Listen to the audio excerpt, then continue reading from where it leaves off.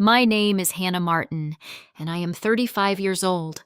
I read fine print for a living. I am a compliance auditor for a regional bank in Maryland. People who lie always leave a trail of numbers, and my job is to follow that trail until the lie breaks. 2 weeks ago, I came home from a business trip in Seattle to find my apartment empty. A shiny new smart lock sat where my brushed nickel deadbolt used to be. A strange nameplate was bolted to my door. My neighbor peeked out from the hallway and told me my sister had sold my home. My parents had forged a power of attorney, hijacked my phone number, and drained my life savings to cover up a felony. They thought I would just cry. Instead, I audited them. What I uncovered sent my mother, my father, and my sister to the courthouse in handcuffs. Before I explain exactly how I dismantled their scheme, please hit like and subscribe to Sophia Vengeance. Drop your age in the comments below. I read every single one, and I love knowing the generations of strong women listening to this. Now, let me take you back to a Sunday afternoon in Bethesda when a heavy brass key refused to turn. I bought my apartment with 6 years of overtime and a master spreadsheet. I tracked every dollar. I skipped vacations. I packed my lunches while my colleagues ordered expensive takeout. I did this because I am the dependable daughter. In my family, being the dependable daughter is not a compliment. It is a ranking. It means you are the one they do not think about. My parents, Evelyn and William, spent their lives worrying about my younger sister, Caroline. Caroline treated credit cards like free money and bank statements like suggestions. I was the load-bearing wall of the family. You never check on a load-bearing wall because you assume it will never crack. You just walk underneath it. I landed at the airport just past 2 in the afternoon. The East Coast humidity clung to my wool trench coat the moment I stepped out of the terminal. I had spent 14 days in Seattle auditing a struggling bank branch. For the last 3 days of the trip, my cell phone had been stuck on a strange network status. It showed only an SOS icon in the top corner of the screen. I stood by my hotel window on Friday night, holding the device to the glass, blaming the Pacific Northwest weather or a faulty internal antenna. I used the hotel wireless connection to file my final audit reports and ignored the dead cellular signal. I figured I would stop by the carrier store on my way to the office Monday morning. I drove my sedan back to my building, thinking only of my own bed and the quiet safety of my living room. I dragged my suitcase out of the trunk and walked down the familiar third-floor hallway. The air smelled of floor wax and the faint scent of roasted garlic from an apartment down the hall. Everything was ordinary. I stopped at door number 312. I pulled out my keychain. It held a heavy brass key, a souvenir from a college trip bearing the tiny scratches of daily use. I slid the metal into the deadbolt. It did not catch. It hit a hard foreign wall inside the cylinder. I stepped back and looked at the hardware. The brushed nickel plate I had chosen myself 3 years ago was gone. In its place sat a polished black digital lock with a glowing keypad. My eyes drifted to the right. A small, elegant brass nameplate hung next to the doorframe. It read, "The Hayes Family." A door opened behind me. Mrs. Gable stepped out into the hallway carrying a green plastic watering can. She wore her usual Sunday cardigan, her silver hair pinned back. She paused, looking from the new lock to my suitcase and then up to my face. Pity softened her eyes, the kind of pity reserved for funerals and lost children. "Hannah," she said, keeping her voice low. "The movers took the last of your things on Thursday. Your sisters said the closing went beautifully." I stood in the hallway. The leather handle of my suitcase bit into my palm. I looked at the new nameplate again. "Are you all right, dear?" Mrs. Gable shifted her weight, the water in her plastic can sloshing against the sides. "Caroline said you were extending your travels. She said you were relocating for a promotion." I did not scream. Screaming is for people who lack a plan. I reached into my coat pocket and pulled out my phone. The SOS icon blinked back at me. A cold mechanical clarity washed over my thoughts. A dead cell signal means you cannot receive calls. It means you cannot receive text alerts from your bank. It means a title company cannot reach you to confirm a real estate transfer. "I am fine, Mrs. Gable," I said, keeping my voice level and pleasant. "Just a miscommunication on the moving dates." I turned around. I rolled my suitcase back toward the elevator, listening to the wheels click against the tile floor in a steady, even rhythm. When your key fails to open your own door, your brain tries to offer polite excuses. A mistake by the condo board, a strange maintenance issue. But when your sister is involved, the polite excuses vanish. I reached my car, popped the trunk, and set the suitcase inside. I sat in the driver's seat and stared at the steering wheel. I looked at my dead phone one more time. It was not a glitch. Someone had muted my life so they could sell it, and they used my bloodline to do it. I did not start the engine right away. I sat in the silence of the parking garage and let the reality settle into my bones. My sister had sold a property she did not own. That requires paperwork. That requires signatures. That requires an authority only a court or a legal proxy can grant. I took a slow, deep breath. The scent of stale coffee lingered in the cup holder of my car. I closed my eyes and stopped being a sister. I stopped being a daughter. I became an auditor, and an auditor knows that whoever holds the paper holds the power. I put the car in gear and drove toward the nearest diner with free internet. It was time to pull the public records. Let me tell you about the nature of paper. Documents possess no loyalty. A printed sheet does not care if you share a bloodline with the person holding the pen. It does not pause to ask if the ink pressed into its surface was forged in a moment of desperation or calculated greed. Paper only cares about the stamp and the filing fee. I drove away from my stolen apartment building in silence. Rain had begun to fall over Bethesda. The drops slicked the dark asphalt and blurred the streetlights into streaks of yellow and red. I needed a secure location with public internet access. You do not sleep outside a fortress that has locked you out. You retreat. You gather your intelligence and you prepare your countermeasure. I found a 24-hour diner situated just off the main highway. The establishment was nearly deserted, populated only by a tired waitress wiping down the laminate counter and a solitary truck driver resting in a back booth. I slid into a cracked vinyl seat near an electrical outlet.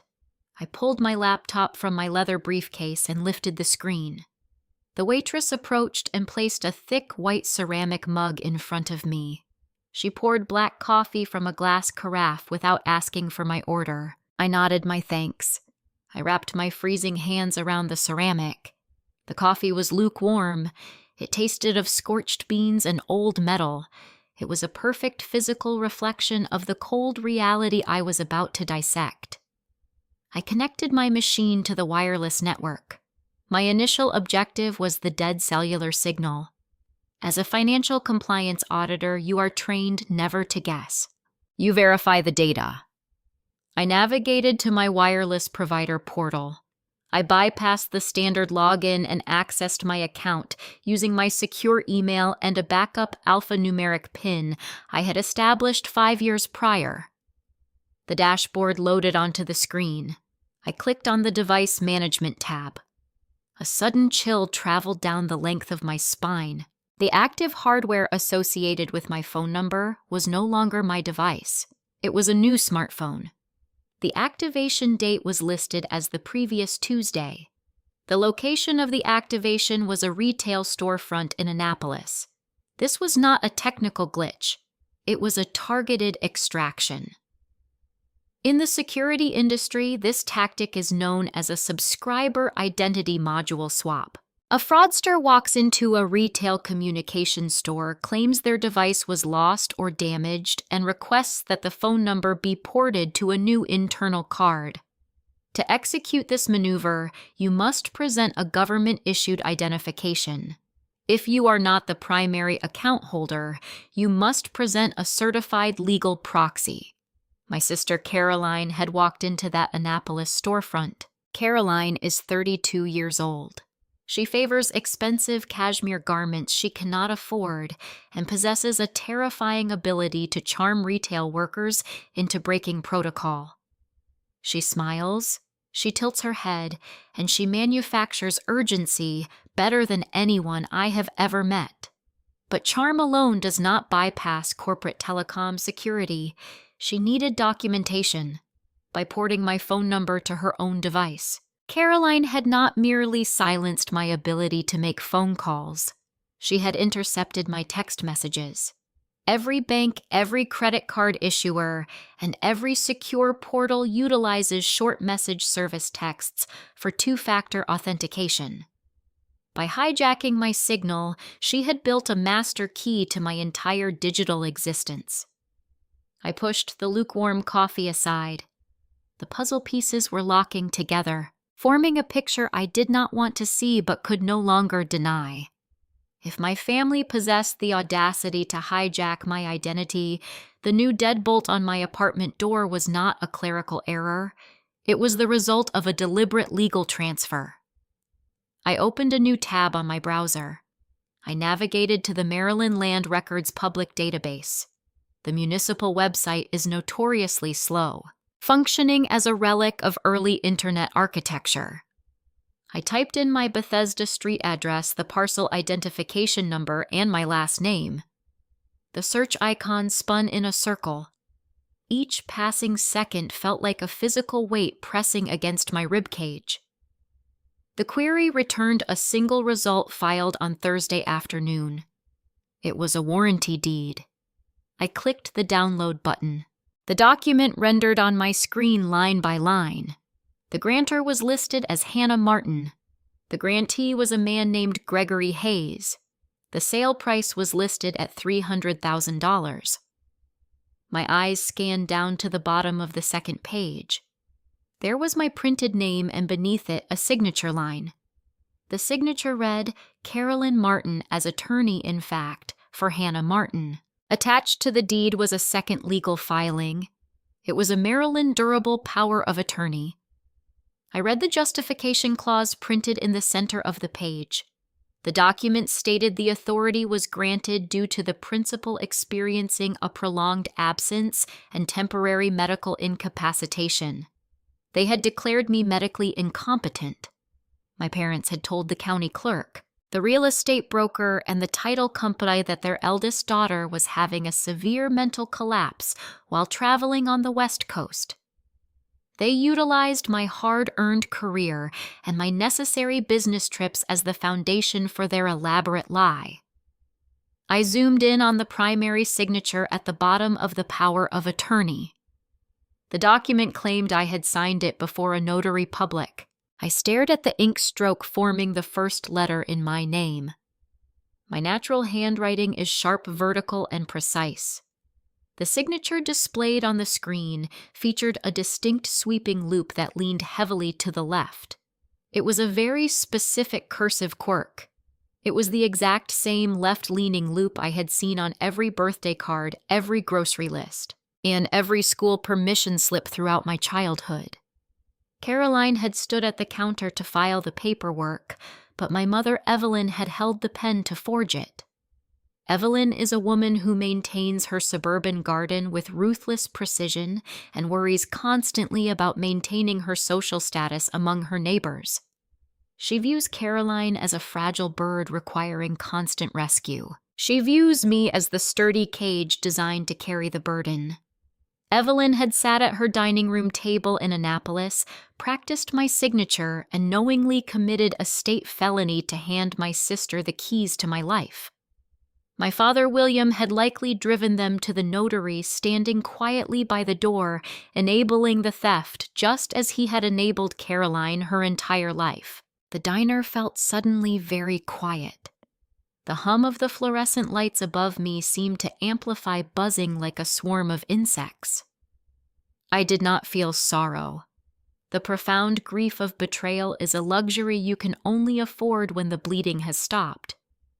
Right now, I was still on the operating table, and the surgeons slicing me open were my own flesh and blood.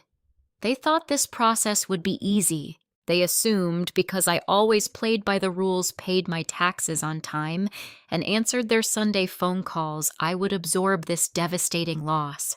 They calculated that the dependable daughter would swallow her anger to keep the peace. They mistook my silent boundaries for weakness. I closed the portable document format file of the forged deed. The arithmetic of revenge begins with a single, undeniable document. I had the forgery saved to my hard drive. I had the telecom footprint downloaded. But a glaring, illogical question remained. My Bethesda apartment was worth $450,000 on the open market. The forged deed listed the sale price at $300,000. Why would they leave $150,000 of equity on the table? Why would they execute a rapid-fire sale on a premium residential property? Furthermore, where did the cash from the closing go? A chilling realization settled over my shoulders. When someone goes through the immense trouble of stealing the walls that shelter you, they do not leave the inner vault untouched. I had kept a small sum in my primary checking account to cover daily travel expenses. But my linked brokerage and high-yield savings accounts held something far more valuable. Those accounts held 6 years of relentless fiscal discipline. I opened a third tab on my internet browser. I typed in the web address for my primary financial institution. I clicked the login button, preparing my secondary authenticator application to bypass the hijacked text alerts. If my parents had stolen my home to save my sister, what else had they decided was theirs to take? I left the diner shortly before midnight. The rain had intensified, drumming a relentless rhythm against the roof of my sedan as I drove south down the darkened highway. I did not return to my building. You do not sleep outside a fortress that has locked you out. I found an anonymous budget motel situated near the interstate, the kind of establishment that caters to weary transit drivers and accepts cash without demanding conversation. The room smelled of industrial carpet cleaner and stale air conditioning. The cheap laminate desk sat beneath a flickering fluorescent lamp, buzzing with a faint electrical hum. It was the perfect sterile environment for what I needed to execute. I pulled my laptop from my leather bag, plugged the power adapter into a loose wall socket, and connected to the secure virtual private network I utilized for remote bank audits. When someone steals the physical walls that shelter you, your immediate instinct is to check your digital vaults. I navigated to the portal of my primary financial institution. Caroline controlled my phone number, which meant she intercepted the standard security text messages. My sister is manipulative, but she is not an auditor. She did not know I carried a physical encrypted hardware token on my keychain for high-level corporate authentications. I typed in my username, entered my master password, and pressed the small rubber button on the side of the hardware token. A unique 6-digit code materialized on its tiny liquid crystal display. I typed the numbers into the browser. I hit enter. A tiny blue circle appeared in the center of the screen. It spun. It rotated with a smooth, hypnotic digital rhythm, mimicking a casino roulette wheel, betting my life savings. For 4 agonizing seconds, the wheel turned.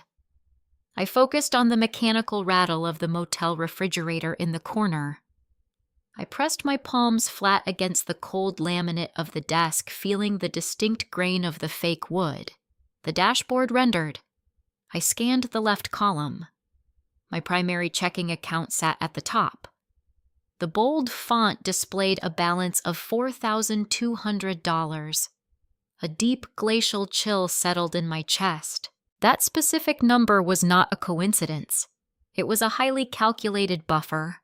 It was just enough capital to ensure my scheduled utility payments, insurance premiums, and gym memberships cleared without bouncing. If an account drops to zero and an automated payment fails, the banking system issues a high-priority alert via email, bypassing the phone entirely by leaving a few thousand. My sister ensured no internal alarms tripped while I was away. It was an elegant, cruel piece of financial camouflage designed to buy them time. I dragged the cursor down the screen to the investment portfolios and the high-yield savings blocks. These were the ledgers that held my down payment equity, my emergency funds, and 6 years of relentless fiscal discipline. The balance for the savings block read $0. The balance for the brokerage block read $0. $142,000 erased. I did not cry.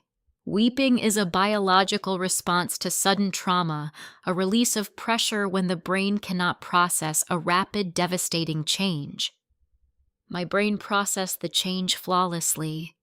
I stared at the twin zeros and felt a profound, chilling detachment. For 35 years, I had occupied the role of the dependable daughter. I worked through college to avoid student loans. I drove reliable used sedans. I funded my own retirement accounts, while my parents financed Caroline through a series of failed lifestyle ventures, European backpacking trips, and boutique retail aspirations that always ended in silent bankruptcy. They applauded my self-sufficiency. They praised my quiet reliability at family gatherings. Sitting in that sterile motel room, the truth snapped into sharp, unforgiving focus. My independence had never been a source of genuine pride for Evelyn and William. It had been a convenience. I was the child they did not have to fund. More deeply, I was their reserve asset. They looked at my modest lifestyle and my steady career, and they did not see a daughter building her future. They saw a piggy bank patiently waiting to be cracked open the moment their golden child needed a bailout. The realization tasted like copper in the back of my throat. Pain is a feeling. Precision is a decision. I chose precision. I clicked into the transaction history for the high-yield savings account. The ledger showed a single outbound wire transfer initiated the previous Monday. $142,000 moved in one swift electronic motion. I opened my bank compliance software suite, a program designed to track routing numbers, clearing house codes, and financial footprints across the Federal Reserve System. I typed the destination routing code into the search bar. The interface identified a corporate receiving account held at a mid-sized commercial bank in New York. I pulled the receiving account name. It belonged to an entity called Apex Holdings, LLC. I toggled over to the public corporate registries. I searched for Apex Holdings, LLC. The entity was incorporated in the state of Delaware. Delaware is a notoriously opaque jurisdiction favored by corporations and individuals who wish to shield their identities from public view. The state requires a registered agent to accept legal mail, but it does not mandate the public disclosure of the managing members or the actual owners on the primary formation documents. It is a legal brick wall designed to frustrate amateur investigators and stall civil lawsuits. I am not an amateur. In financial compliance, you rarely breach the front door. You look for the side windows. A limited liability company needs more than a registered agent to function. It needs a physical mailing address to satisfy the Know Your Customer regulations mandated by the federal government when opening a New York bank account. I ran a cross-reference check through a commercial property database linking the employer identification number from the wire transfer back to the physical mailing address provided to the New York branch. The database chewed on the query. The progress bar crept across the screen.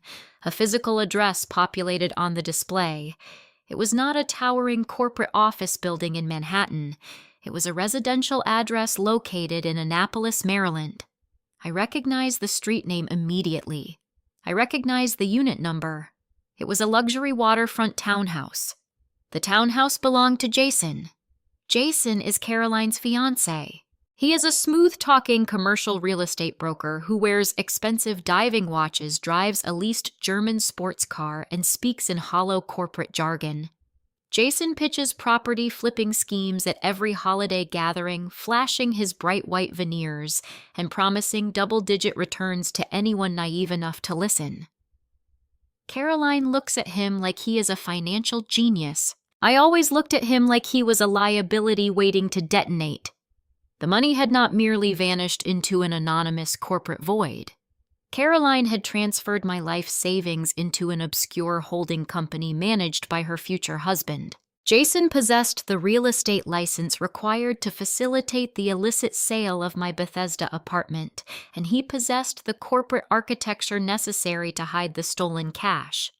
They had worked together executing a synchronized heist, utilizing forged documents and digital manipulation, all blessed by my enabling parents. I checked the digital clock in the corner of my computer screen. It was 3 o'clock in the morning. Sunday had officially begun. Every Sunday without fail, Evelyn and William hosted a formal family dinner at their colonial house in Annapolis. The ritual was unbending. At 4 o'clock in the afternoon, my mother would serve rosemary chicken. They would sit around the mahogany dining table, pour crisp white wine, and discuss the mundane details of their week. Today, they would likely celebrate the successful closing of my hijacked apartment. They would toast to Caroline's financial salvation, assuming I was still trapped in a Seattle hotel room, locked out of my digital life, too confused and helpless to intervene. They believed they had neutralized the threat. They believed the dependable daughter would panic, call customer service, and spend weeks drowning in bureaucratic red tape trying to prove her own identity over the phone. They did not anticipate the quiet, methodical wrath of a woman who tracks corporate fraud for a living. I closed my laptop and slid it into my leather briefcase. I laid down on the stiff motel mattress and closed my eyes, programming my mind to rest. I needed my energy. I would not call the police yet. I would not send an angry email. I would simply drive to Annapolis, walk through their front door, and take my designated seat at the Sunday dinner table. I left the budget motel shortly before noon. The storm had passed, leaving behind a brittle, cloudless sky that felt far too bright for the task ahead. I drove east toward the coast, navigating the familiar Maryland route I had traveled every weekend of my adult life. The tires of my sedan hummed against the asphalt, carrying me toward the colonial 2-story property where I had learned to walk, read, and balance a checkbook. William and Evelyn took profound pride in their pristine real estate. The Annapolis lawn was cut in flawless diagonal stripes. The brass knocker on the front door shone from its weekly polishing. This structure was not merely a shelter. It was my mother's social armor. It served as her tangible proof to the neighborhood that she had succeeded in life. She hosted garden club meetings on the back patio and holiday parties in the grand living room. Losing this address would mean losing her identity. I parked on the street rather than the paved driveway. I walked up the brick path, feeling the heavy chill of the autumn air against my trench coat. I did not ring the bell. I used my original childhood key to unlock the front door. The foyer greeted me with the weaponized nostalgia of Sunday afternoon. A familiar aroma drifted down the hallway, the rich scent of roasted garlic butter and rosemary chicken. For decades, that specific smell represented safety and comfort. Today, it tasted like fraud. I hung my coat on the hall tree. Soft jazz played from a hidden speaker in the kitchen. I heard the delicate clinking of crystal wine glasses and the low murmuring hum of casual conversation. I walked silently down the oak corridor and stepped into the dining room. The tableau before me was a masterpiece of suburban denial. William sat at the head of the mahogany table, wielding a silver carving knife over a golden roasted bird. Evelyn leaned over Caroline, pouring a crisp white vintage into her glass. My sister wore a pristine cream silk blouse, her hair perfectly styled, looking entirely unburdened by the six-figure theft she had executed days prior. I crossed my arms and waited. Evelyn saw me first. The wine bottle jolted in her grip, spilling a pale drop onto the starched linen tablecloth. "Hannah," she gasped, her voice tightening into a high, unnatural pitch. "You are supposed to be in Seattle." Caroline dropped her fork. The silver utensil clattered loudly against her china plate. She stared at me, her eyes wide, her jaw slack. William froze with the carving knife suspended in midair. The color drained from his face, leaving his complexion the shade of old parchment. I did not accept the empty chair offered at the foot of the table. I remained standing, anchoring my feet to the hardwood floor. "I finished my audit early," I replied, keeping my tone flat and conversational. "I flew back yesterday. I went straight to my apartment." I let the silence stretch until it became suffocating. The air in the room grew thick, dense enough to choke on. "The lock was different," I continued. "A new family lives there." William set the knife down very slowly. He cleared his throat, adjusting his posture to project patriarchal authority. "Now, sweetheart," he began, using the pacifying tone he reserved for dealing with difficult customer claims during his years as an insurance adjuster. "We were planning to call you tonight to explain everything. We hit a snag." Evelyn rushed to fill the space, her hands fluttering nervously over her wine glass. "It was an emergency, darling, a business crisis. Your sister was facing a terrible situation with her boutique inventory. The suppliers were demanding immediate payment. We had to act fast to protect her credit." I watched them weave their practiced narrative. Caroline lowered her gaze, adopting the tragic, misunderstood victim persona she had perfected since childhood. "I just needed a bridge loan," Caroline whispered, dabbing the corner of her mouth with a linen napkin. "My brand is on the verge of a major partnership. I will pay you back with interest. I promise." I looked at the three of them chewing their rosemary chicken, expecting me to nod, smile, and accept my role as the designated collateral damage. They truly believed their own fiction. They believed my strong career made me immune to devastation. "You did not take a bridge loan, Caroline," I stated, my voice echoing off the dining room walls. "You walked into a telecom store, presented a forged legal document, and hijacked my cellular signal to bypass my banking security. You drained my life savings and sold my home." Evelyn bristled, her maternal indignation flaring. "Do not use such harsh language with your sister. Family sacrifices for family. You have a fantastic job. You will bounce back from this minor setback. We utilized a legal instrument because you were unreachable, and we needed to protect this family from ruin." I shifted my focus entirely to my father. "If you needed quick capital to cover a boutique inventory invoice," I asked, "why did $142,000 get wired to a Delaware shell company called Apex Holdings?" William flinched. The muscle in his jaw twitched. Evelyn stopped fluttering. The room went dead silent. I stepped closer to the table, leaning my hands against the polished mahogany edge. "Apex Holdings operates out of a residential address," I continued, enunciating every syllable. "That address belongs to a luxury waterfront townhouse. Jason is your future son-in-law. Why did you route my money into an obscure corporate entity managed by Caroline's fiancé?" They did not have an answer prepared for that level of detail. They thought I would yell about the apartment. They did not expect me to bring federal routing numbers to dinner. William looked at his plate, refusing to meet my gaze. I stared at his graying hair, analyzing the timeline. Something was missing. Evelyn and William always bailed Caroline out of her retail disasters. They usually dipped into their own retirement accounts to settle her debts. Why target my assets this time? I reviewed their financial history in my mind. The remodeled kitchen, the new luxury cars in the driveway, the European cruises. You did not have the liquid cash to save her, I concluded aloud, watching William's shoulders stiffen. But that still does not explain the sheer desperation. You could have let her declare bankruptcy. You have let her fail before. Why cross the line into document forgery?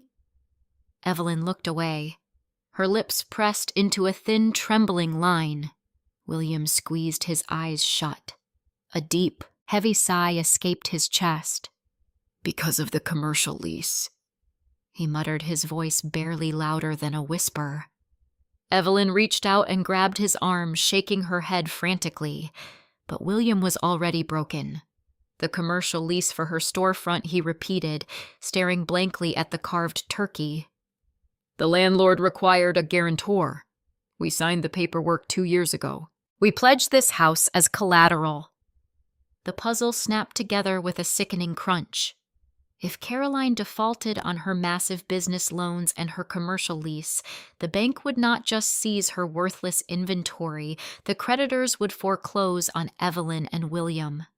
They would lose the pristine colonial house, the diagonal lawn stripes, and their carefully curated suburban kingdom. I looked at the 3 people sitting around the table.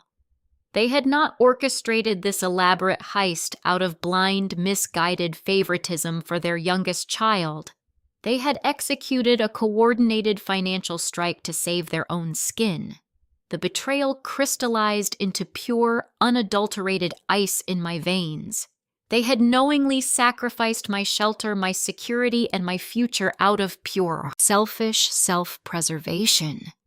They threw me onto the tracks to stop a train they had built themselves. I stood up straight, smoothing the lapels of my trench coat. I did not raise my voice. I did not shed a tear. I looked directly into my father's eyes, watching the guilt curdle into fear. You didn't borrow my equity, I said evenly. You committed a felony. William stared at his plate, unable to formulate a defense against the raw truth. But as I turned to leave the dining room, my auditor instinct snagged on the remaining mathematical inconsistency. They needed my liquid cash to satisfy the commercial landlord. That explained the drained bank accounts. Yet they had also orchestrated a rushed undermarket fire sale of my physical property to a man named Gregory Hayes. If the primary goal was solely to protect their Annapolis estate from foreclosure, the numbers still did not balance correctly. Jason was a commercial real estate broker. Gregory Hayes was the buyer on the forged deed. I paused in the foyer, my hand resting on the brass knob of the front door. I had uncovered why my parents had betrayed me. Now I needed to uncover exactly how much Jason was profiting from the wreckage. I opened the door and stepped back out into the cold Maryland air. I needed a lawyer. I did not return to the sterile budget motel. I drove through the autumn darkness and secured a room at a high-end corporate hotel in downtown Washington. I required strong coffee, a secure internet connection, and the proximity of the legal district. When your family orchestrates a coordinated financial strike against your life, you do not hire a family practitioner. Family lawyers deal in emotions, custody schedules, and tearful mediations. I needed a mercenary. I needed a real estate litigator. At 8 a.m. on Monday, I walked through the heavy glass doors of Sterling and Vanguard. The firm occupied the top floor of a sleek glass high-rise overlooking the Potomac River. The reception area smelled of polished leather and expensive citrus air freshener. I did not have an appointment. I approached the reception desk, presented my credentials as a bank compliance auditor, and stated I had a multi-tiered corporate fraud case requiring immediate injunctive relief. 10 minutes later, I was sitting across from Beatrice Sterling. Beatrice was a woman in her late 50s who wore a tailored charcoal wool suit and viewed the world through wire-rimmed glasses. She did not offer me a sympathetic smile. She did not ask how I was feeling. She simply asked to see the paperwork. I appreciated her clinical demeanor. Empathy is useless when you are trying to dismantle a conspiracy. I opened my leather briefcase and slid the printed copies of the forged durable power of attorney and the warranty deed across her expansive mahogany desk. Beatrice picked up a silver fountain pen. She read the documents in total silence.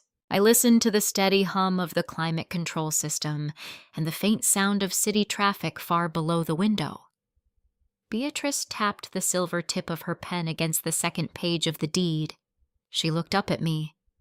"Your apartment is located in the premium sector of Bethesda," she stated, her voice smooth and professional. "Comparable units in that specific building have been selling for $450,000 all year. This deed lists a sale price of $300,000. I nodded. The discrepancy had bothered me since I first viewed the digital file in the diner. My parents had stolen my liquid cash to satisfy their commercial landlord, but the physical real estate transaction did not balance. If they wanted maximum capital to cover Caroline's boutique debts, they would have listed the property on the open market to spark a bidding war. Instead, they accepted a staggering discount. "They conducted a fire sale," I replied. "They needed the transaction to close before I returned from Seattle." Beatrice leaned back in her chair. "A standard residential real estate closing takes 30 to 45 days. The buyer must secure a mortgage, undergo a home inspection, and wait for a standard title search.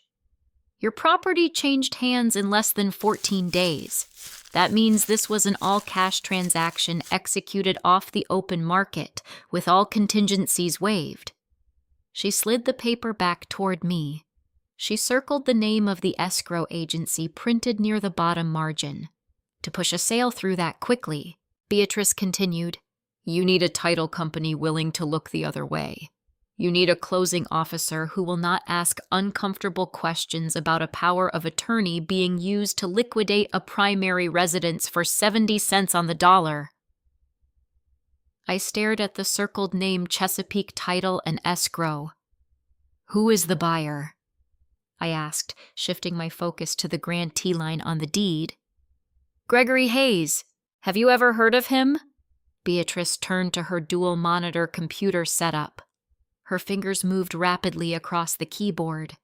As a senior litigator, she possessed access to proprietary legal databases and deep corporate registries. I opened my own laptop and began searching the public web utilizing my audit software to track the digital footprint of the name. For several minutes, the only sound in the office was the synchronized clicking of our keyboards. I searched for Gregory Hayes in the Maryland State Business Registry. The name was common, but I filtered the results by the Bethesda and Annapolis zip codes. A match materialized. Gregory Hayes was listed as the primary registered agent for a limited liability company specializing in residential contracting and interior renovations. I dug deeper. I navigated to the social media profiles associated with the contracting business. I scrolled through digital photo albums showcasing renovated kitchens, freshly painted living rooms, and staged bedrooms. I paused on a promotional photograph posted 3 months ago. The image displayed 2 men holding champagne glasses standing in front of a newly flipped townhouse. One man wore a tool belt and a baseball cap. The other man wore an expensive diving watch and a tailored suit. I stared at the bright white veneers of the man in the suit. It was Jason, Caroline's fiancé. "Beatrice," I said, my voice dropping to a low, quiet register. I turned my laptop screen so she could view the photograph. "Gregory Hayes is a general contractor. He is a silent partner in a property flipping business. Jason is the real estate broker who finds the distressed properties. Gregory executes the cheap renovations. Then Jason relists the homes for a premium profit." Beatrice adjusted her wire-rimmed glasses. She reviewed the photograph, then looked back at her own monitor. "I just pulled the internal broker notes from the multiple listing service," she said. Jason works for the brokerage firm that handled this transaction. He also frequently uses Chesapeake Title and escrow for his commercial deals. He brought them the forged paperwork. He used his professional leverage to rush the closing and bypass the standard fraud checks. The true architecture of the crime revealed itself in a wave of cold crystalline logic. The layers of greed were perfectly stacked, forming a flawless pyramid of familial betrayal. Evelyn and William had initiated the strike. They required my liquid savings to satisfy the commercial lease on the boutique, thereby protecting their beloved Annapolis estate from bank foreclosure. Caroline received the immediate cash injection to hide her catastrophic retail failures from the public. But Jason was the orchestrator. Jason possessed the industry knowledge required to steal a physical house. Jason had advised them on the power of attorney. He provided the corrupt notary. He sourced the compromised title company. He orchestrated the fire sale to his own business partner, Gregory, keeping the entire transaction hidden from the public market. He did not do this out of loyalty to Caroline. He did it for the margin. I pulled up Jason's professional brokerage portfolio on my web browser. I clicked through his active listings. Hidden beneath a tab labeled Off-Market Opportunities, I found a glossy digital flyer. The flyer featured a photograph of my Bethesda apartment building. The text advertised a forthcoming newly renovated 2-bedroom unit. The anticipated listing price was $450,000. Jason and Gregory had purchased my home with stolen authority for $300,000. They planned to paint the walls, stage the living room with cheap rented furniture, and flip the property back onto the open market within a month. Jason was going to pocket a staggering $150,000 profit from the theft of my shelter. Beatrice sat perfectly still behind her desk. She looked at the forged deed, then looked at the digital flyer displaying my stolen apartment.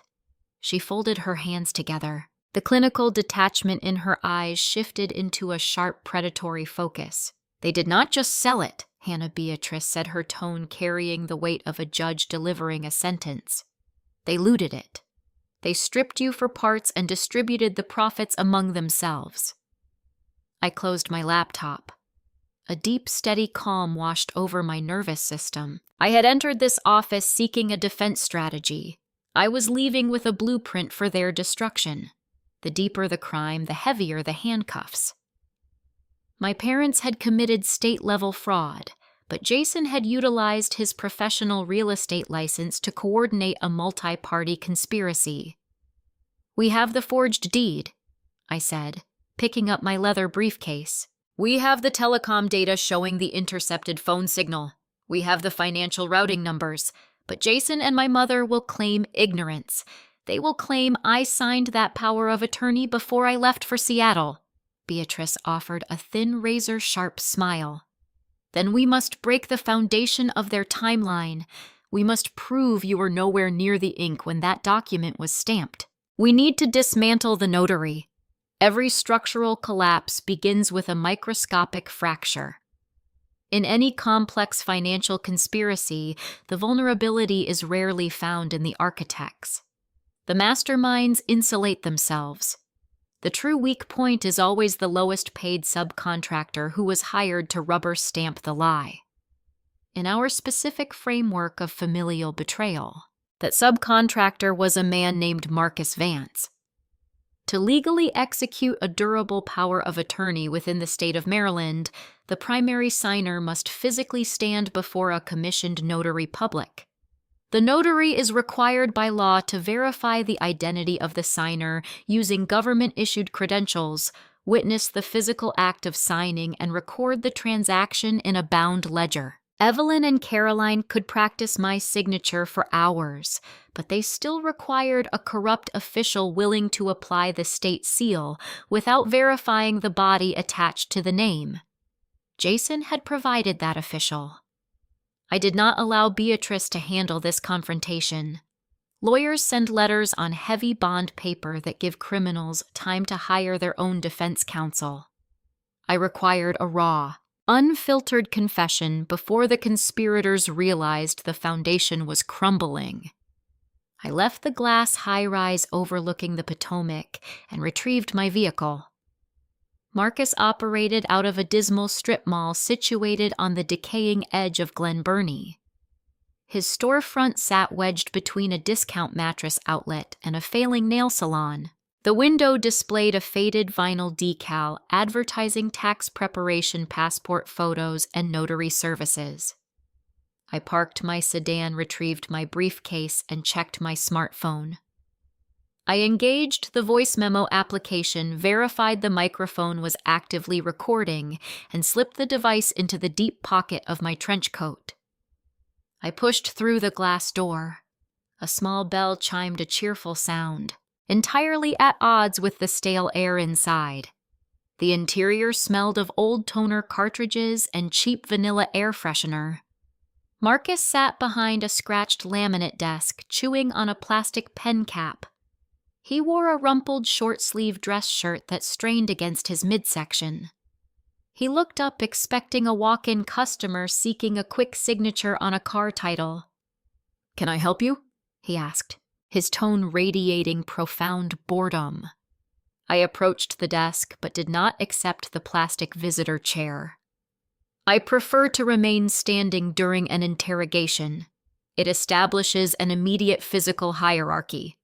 My name is Hannah Martin," I stated, keeping my voice level and pleasant. "I need to discuss a document you processed last week." Marcus dropped the pen cap. The boredom vanished, replaced by a sudden rigid weariness. He glanced toward the front window, checking for witnesses. "I do a lot of documents, lady. You will need to be specific." I opened my briefcase. I extracted a crisp printed copy of the forged, durable power of attorney. I placed it squarely in the center of his desk, smoothing the edges flat. I tapped my index finger against the bottom right corner, resting precisely beside his official notary stamp and his scrolled signature. "You processed this specific instrument on Tuesday, October 14th at exactly 2 o'clock in the afternoon. I said you swore under penalty of perjury that Hannah Martin stood in this office, presented valid identification, and signed this document in your physical presence." Marcus swallowed hard. His gaze darted from the paper to my face and back again. A thin sheen of perspiration materialized on his upper lip. He attempted to project righteous indignation, a defense mechanism utilized by people who know they are caught, but hope you lack the evidence to prove it. "I check every ID," he stammered, his voice climbing an octave. "I maintain a strict logbook, if my stamp is on that page. The person standing right there handed me a driver's license matching that name. If it was a fake ID, that is not my liability." He was clinging to the standard plausible deniability defense. He assumed another woman, likely Caroline, had walked in presenting a sophisticated counterfeit license, thereby absolving him of intentional fraud. It was a solid defense strategy against an amateur. It was entirely useless against a compliance auditor holding a timeline anomaly. I reached into my trench coat pocket. I bypassed the recording smartphone and pulled out a crumpled thermal paper stub. It was a boarding pass from Delta Airlines. I smoothed the wrinkled paper and placed it on the desk, aligning it perfectly parallel to the forged legal document. On Tuesday, October 14th, at exactly 2 o'clock in the afternoon, I was occupying seat 12B on a direct flight from Baltimore to Seattle. I explained, matching his rising panic with absolute terrifying calm. I was physically located at 30,000 feet somewhere over the state of South Dakota. I was actively logged into the in-flight wireless network, sending emails from my corporate server. I possess the geolocation data from my hardware, the server logs from my employer, and the passenger manifest from the airline. I leaned forward, placing both hands flat on his desk. "You did not witness a fake ID, Marcus, because nobody walked into this office claiming to be me." The color drained from his face with breathtaking speed. His complexion shifted from ruddy pink to an ashen gray. He stared at the boarding pass as if it were a venomous snake coiled on his desk pad. "Jason paid you to stamp that paper blind." I continued tightening the rhetorical noose. "He brought you a pre-signed document and handed you cash to look the other way. You did not just fail to verify an identity. You actively facilitated a multi-tiered real estate theft and a 6-figure wire fraud." He gripped the edges of his desk. His breathing turned shallow and rapid. "I do not know what you are talking about," he choked out, though his terror betrayed the lie. I straightened my posture, delivering the final crushing blow. "The Maryland Secretary of State will strip your commission immediately, but that is the least of your concerns. The district attorney will charge you with felony perjury, uttering a false document, and criminal conspiracy. You are looking at a minimum of 5 years in a state penitentiary for a transaction that likely earned you a few hundred." Silence descended upon the tiny office. The faint hum of traffic outside seemed miles away. I watched the arithmetic of survival calculate behind his eyes. He was weighing his loyalty to Jason against the prospect of a prison cell. Criminal loyalty only extends as far as the risk involved, and I had just pushed the risk beyond his tolerance threshold. "He offered me $2,000.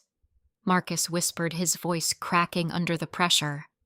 The confession hung in the air, captured perfectly by the digital microphone hidden in my pocket. "Jason came in alone." Marcus continued, the words tumbling out in a desperate rush. He had the paperwork already filled out. He said it was a family emergency, that the sister was incapacitated in a hospital out of state, and they needed to sell a condo to pay the medical bills. He handed me $2,100 bills in an envelope. He said nobody would ever check. "Jason lied to you," I replied softly, "because I always check." I reached out and retrieved my boarding pass, tucking it safely back into my coat pocket. I did not ask him for a written statement. I did not threaten to call the authorities from his lobby. The verbal admission was secured. The recording was pristine. I had dismantled the foundation of their timeline.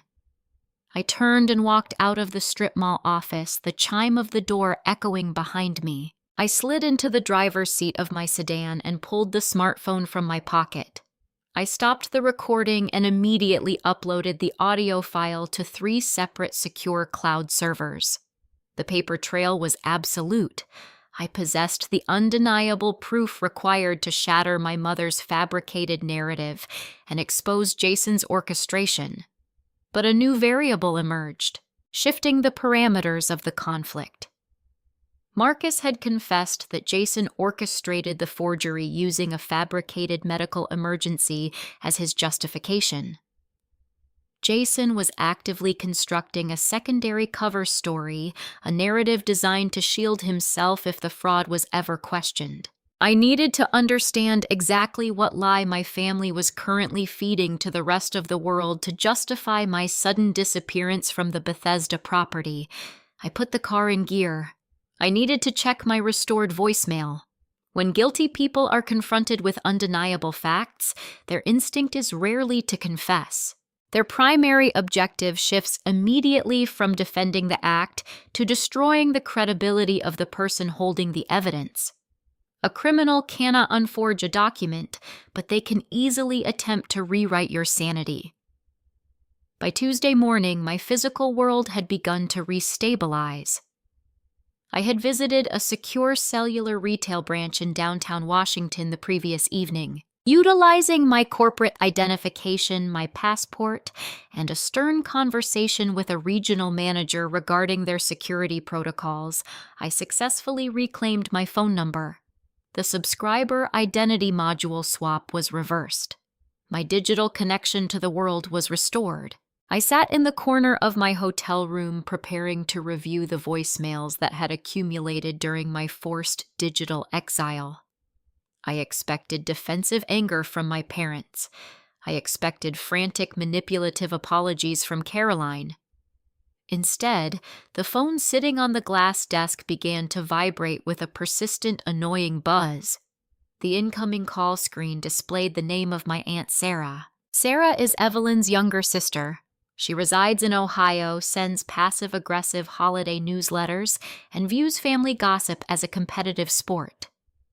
I did not answer. 2 minutes later, the device vibrated again. Cousin David. David is a financial planner who routinely offers unsolicited advice at Thanksgiving dinners. I let it ring. Within an hour, my restored voicemail inbox was completely full. The notifications stacked up on the screen, a digital avalanche of incoming panic from the extended branches of my family tree. I poured a glass of water, sat back down at the desk, and pressed play on the first message. It was Aunt Sarah.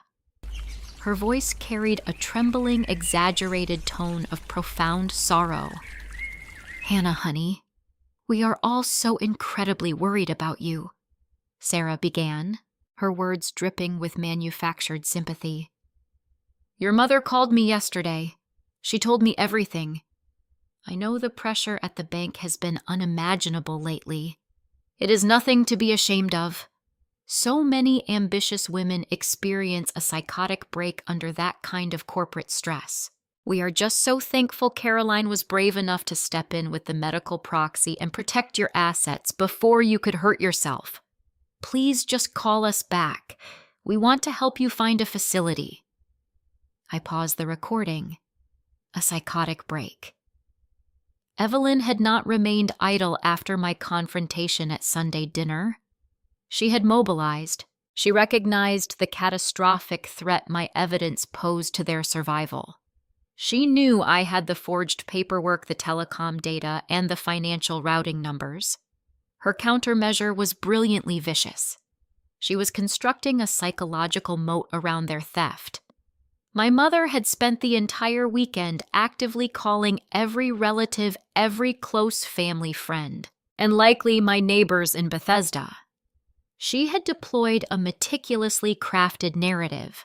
According to Evelyn, my intense auditing career had triggered a sudden severe mental collapse while I was traveling in Seattle. She claimed I was wandering the Pacific Northwest in a manic, delusional state, wildly spending money and threatening to abandon my life. In this fabricated reality, Evelyn and William were the tragic, worried parents, and Caroline was the heroic sister who secured an emergency medical power of attorney to safeguard my property from my own supposed insanity. I pressed play on the next voicemail. It was my Uncle Richard. "Hannah, this is Uncle Richard. Your mother is inconsolable. I need you to understand that suing your family because you are confused is not the answer. You need to seek psychiatric treatment immediately. Forgive your sister for making the hard choices. She loves you. Call your mother." I listened to 4 more messages. Each one echoed the same insidious theme. Evelyn had weaponized the concept of mental health to insulate a felony. The strategic brilliance of her smear campaign was suffocating. She had engineered a scenario where any reaction I exhibited would automatically confirm her diagnosis. If I called my aunt and screamed the truth, my anger would be interpreted as manic rage. If I aggressively defended my sanity, I would sound like a paranoid woman denying her own illness. If I filed a massive civil lawsuit against my own parents and sister, the extended family would view it as a tragic manifestation of my psychotic break. Evelyn had effectively neutralized my ability to speak the truth in the court of public opinion. She had painted a masterpiece of suburban tragedy, casting herself as the martyr and me as the unpredictable liability. I set the phone back down on the glass table. The device vibrated again. Another relative eager to offer their hollow condolences for my shattered mind. I did not throw the phone. I did not break down in tears. The audacity of her lie was breathtaking. But it was also a critical tactical error. When you build a defense entirely upon a lie, you must constantly feed that lie to keep it alive. You must exhaust your energy maintaining the illusion. I did not need to maintain any illusions. I only needed to maintain my focus on the paper trail. I opened my laptop and connected to my corporate auditing suite. Let them paint their masterpiece, I thought to myself. Let Aunt Sarah gossip. Let Cousin David offer his pity.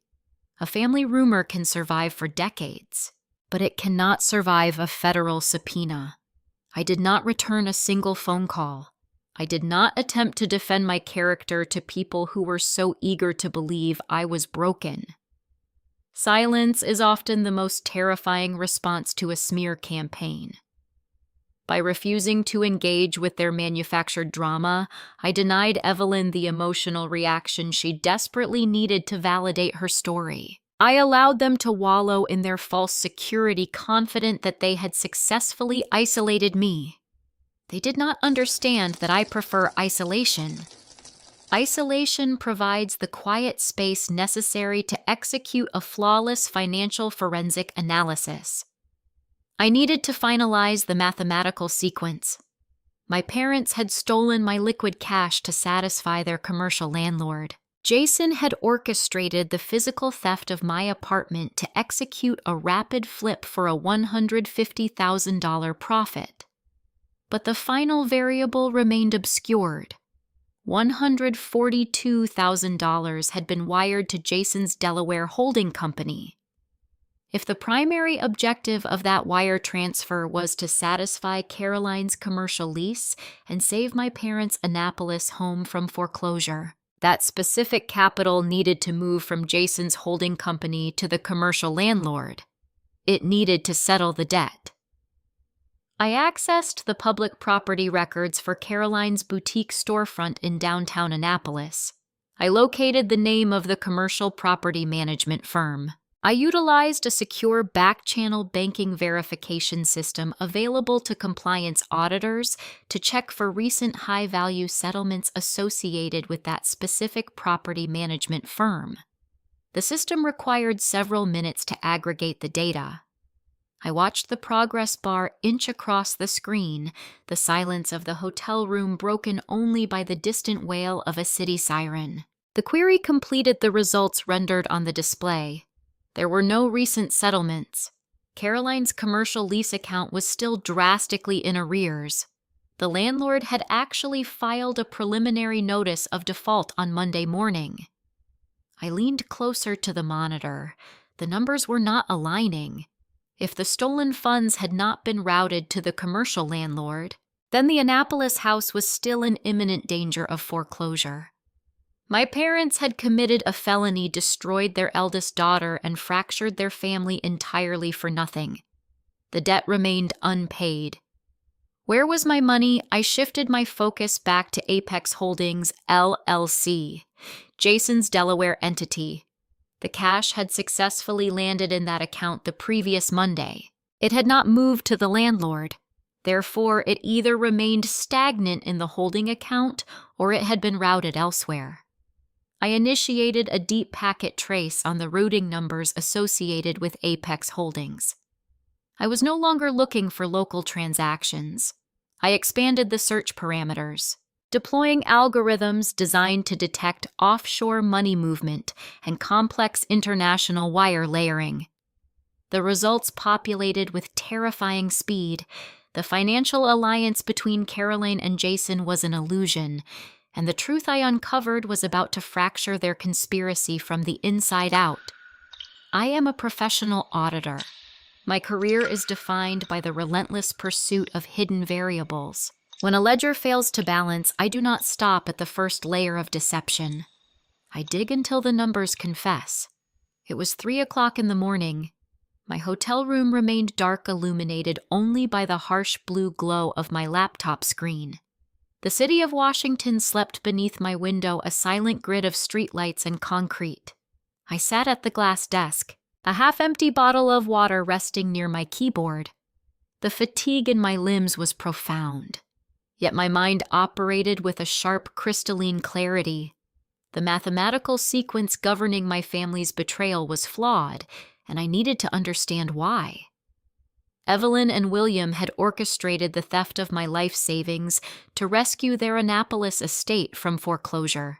They believed Caroline's unpaid commercial lease threatened their collateral. They authorized the forgery to secure rapid liquidity. Yet my deep packet trace confirmed the property management firm had received nothing. The landlord had initiated default proceedings. My parents had crossed the threshold into felony fraud, but their beloved suburban home remained squarely on the chopping block. The funds were stagnant, or they had been redirected. I shifted my focus back to Caroline. My sister was a creature of curated appearances, prioritizing expensive aesthetic illusions over operational reality. If the commercial lease was merely a symptom, I needed to identify the actual disease. I logged into a specialized federal docket database, an interface designed to track high-level corporate delinquencies and government levies. I entered the tax identification number associated with Caroline's failing boutique. The search engine processed the query. A newly filed document rendered on my screen. It was a federal tax lien. The Department of the Treasury had filed a claim against my sister for severe tax evasion. Caroline had neglected to pay payroll taxes for her boutique employees for 4 consecutive years. She had ignored income tax filings for her sponsored social media content. The Internal Revenue Service does not send polite reminders or negotiate friendly payment plans. They issue crippling levies. The depth of Caroline's desperation suddenly became lucid. She had lied to our parents. She told Evelyn and William she needed a bridge loan to appease a commercial landlord manipulating their fear of foreclosure. In reality, she was attempting to outrun a federal indictment. This is where Jason entered the equation. Jason recognized the impending catastrophe. He knew Caroline faced potential prison time for the unpaid taxes. He positioned himself as the seasoned financial savior. He instructed her to forge the durable power of attorney. He established the Delaware holding company Apex Holdings to receive my stolen savings. He likely promised Caroline he would negotiate a discreet settlement with the federal government utilizing his corporate structure to wash the funds and clear her name without raising suspicion. I traced the digital ledger for Apex Holdings. I needed to verify the outbound payment to the Treasury Department. I pulled the transaction history scanning the debits. There was no payment to the Internal Revenue Service. Instead, my eyes locked onto a single highlighted outbound routing number. It was an international transaction code. In global banking, domestic transfers utilize standard 9-digit routing numbers. International transfers require a specific alphanumeric identifier known as a SWIFT code. The code glowing on my monitor began with a sequence of letters designating a foreign jurisdiction. I cross-referenced the sequence against the global banking registry. The destination bank was located in the Cayman Islands. I sat back in my chair. The ergonomic mesh creaked beneath my weight. The air in the hotel room turned frigid. Jason had not paid Caroline's federal tax lien. He had not settled the commercial lease. He had taken my $142,000 and wired the entire sum offshore into an untraceable foreign account. A breathtaking plot twist materialized in the cold light of the monitor. The financial alliance between my sister and her fiancé was a mirage. Jason was not acting as her savior.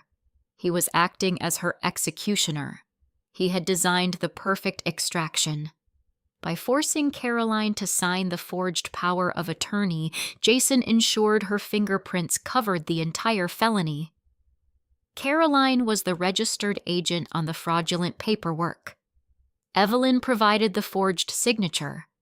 William provided the silent complicity. Jason kept his own name entirely detached from the initial theft. He absorbed my liquid cash through the Delaware Shell Company and immediately pushed it beyond the reach of United States jurisdiction. But Jason was a man governed by unquenchable greed. $142,000 was insufficient for a permanent disappearance. He required a larger payload. This explained the physical real estate transaction. Jason utilized his partner Gregory Hayes to purchase my Bethesda apartment for $300,000. They planned a superficial renovation, anticipating a rapid resale on the open market for $450,000. Jason was waiting for that specific flip to close. Once the second buyer deposited the funds, Jason would skim his $150,000 margin route that money to the same Cayman account and vanish. He intended to board an international flight, leaving Caroline to face the wrath of the federal government for tax evasion, the state prosecutor for document forgery, and a civil lawsuit from her own sister. The arithmetic was poetic in its cruelty. Evelyn and William had sacrificed their dependable daughter to save their golden child. Caroline had destroyed her sister to save her own freedom. And Jason was actively destroying all of them to fund an early illicit retirement. My family had burned their legacy to the ground for a man who was quietly robbing them blind. I reached for the bottle of water. My hands were perfectly steady. The condensation felt cool against my skin. I took a slow sip, letting the magnitude of Jason's double cross settle into my tactical framework. If Jason realized I had reclaimed my digital identity, he would accelerate his timeline. He would push Gregory Hayes to secure a high-interest construction loan against my apartment, extracting the equity before the physical flip was even completed. I could not allow that transaction to execute. If the title of my home became entangled with a secondary corporate lender, recovering the asset would take years of agonizing litigation. I checked the time. It was 4 a.m. The financial markets would open in less than 5 hours. I needed to deploy a legal anvil capable of shattering Jason's momentum. I needed to freeze the Bethesda property and sever his access to the real estate equity before he could secure his final payout. I closed my laptop and placed it carefully into my leather briefcase. I walked to the hotel window, gazing out over the sleeping capital. My family had viewed me as a passive resource, a ledger to be erased. They failed to understand that an auditor does not just balance the books. An auditor enforces the penalty. I pulled my restored smartphone from my pocket. I drafted a brief, precise text message to Beatrice Sterling, scheduling an emergency meeting for the moment her office doors unlocked. The discovery phase of my investigation was over. It was time to initiate the counterstrike. I met Beatrice Sterling before the sun rose on Thursday morning. The sky hanging over Washington resembled the color of bruised iron. I carried a fresh manila folder containing the offshore routing data, the Cayman Islands destination codes, and the structural breakdown of Jason's holding company. Beatrice sat behind her desk, holding a porcelain cup of black tea. During her early career, she prosecuted white-collar embezzlement cases for the federal government. She possesses a rare ability to translate raw numerical data into devastating legal weaponry. I laid the documents on her desk. She reviewed the overseas wire sequence without uttering a single word. When she finished reading, she set her pen down and looked at me. Her expression was devoid of surprise, but rich with tactical anticipation. The time for gathering intelligence had concluded. It was time to drop the legal anvil. We traveled to the Montgomery County Circuit Court. The municipal building is an imposing structure designed specifically to make individual citizens feel insignificant. Tall marble columns line the entrance. The corridors echo with the sharp clicking of dress shoes and the low murmurs of nervous defendants. The air inside always smells faintly of floor wax, damp wool, and ancient paper. I walked beside Beatrice, matching her brisk, measured pace. We were not there to negotiate. We were there to weaponize the bureaucracy. We approached the civil filing window. The clerk behind the thick security glass was an older man wearing a faded cardigan. Beatrice slid two separate thick stacks of legal filings through the narrow slot at the bottom of the glass. The first stack contained a formal quiet title action paired with a lis pendens targeting my Bethesda apartment. In the realm of real estate law, a lis pendens translates from Latin to mean a suit pending. It is not merely a notification. It functions as a digital quarantine. Once that document is recorded in the county database, a glaring red flag attaches itself to the property deed. It informs any potential buyer title company or lending institution that the ownership of the property is currently under severe legal dispute. It effectively renders the real estate toxic and unsellable. The second stack of papers was a petition for a temporary restraining order. This injunction targeted Apex Holdings, the Delaware entity Jason created to hoard my stolen savings. The petition laid out the explicit trail of wire fraud and requested an immediate total freeze on all financial assets held under that corporate umbrella. The clerk reviewed the formatting of the first page. He picked up a heavy wooden rubber stamp.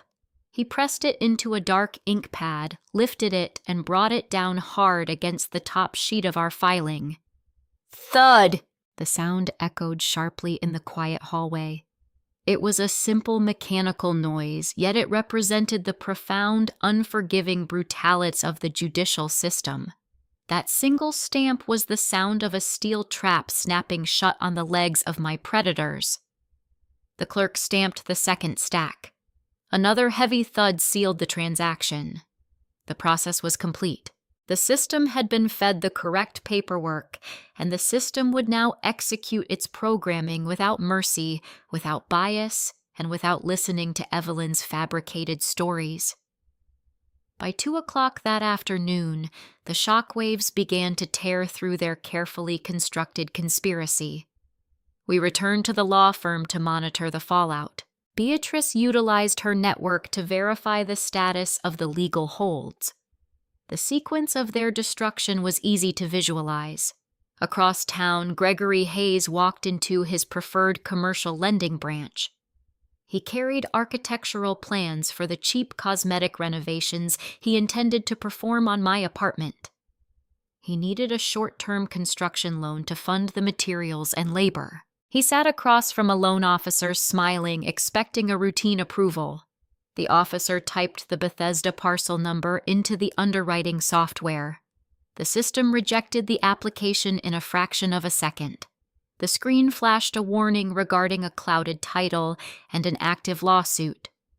No reputable bank will underwrite a loan secured by a disputed asset.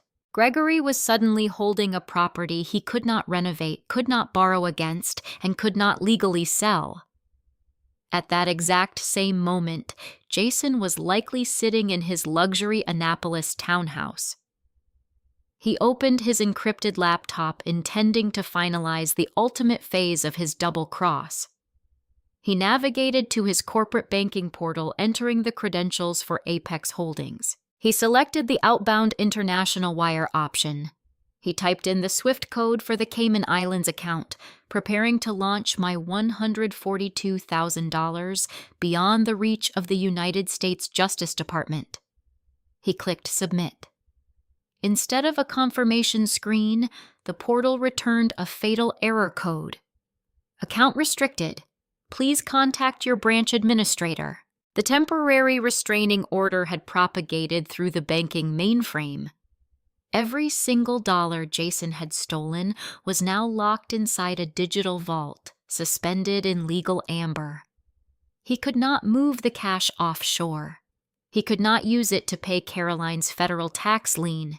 He could not even buy a cup of coffee using that corporate debit card. I stood on the wide concrete steps outside the courthouse later that afternoon. The wind had picked up, carrying the bitter chill of late autumn. Beatrice stood beside me, buttoning her wool coat against the cold. She handed me the physical stamped copies of our filings, encased in a crisp manila folder.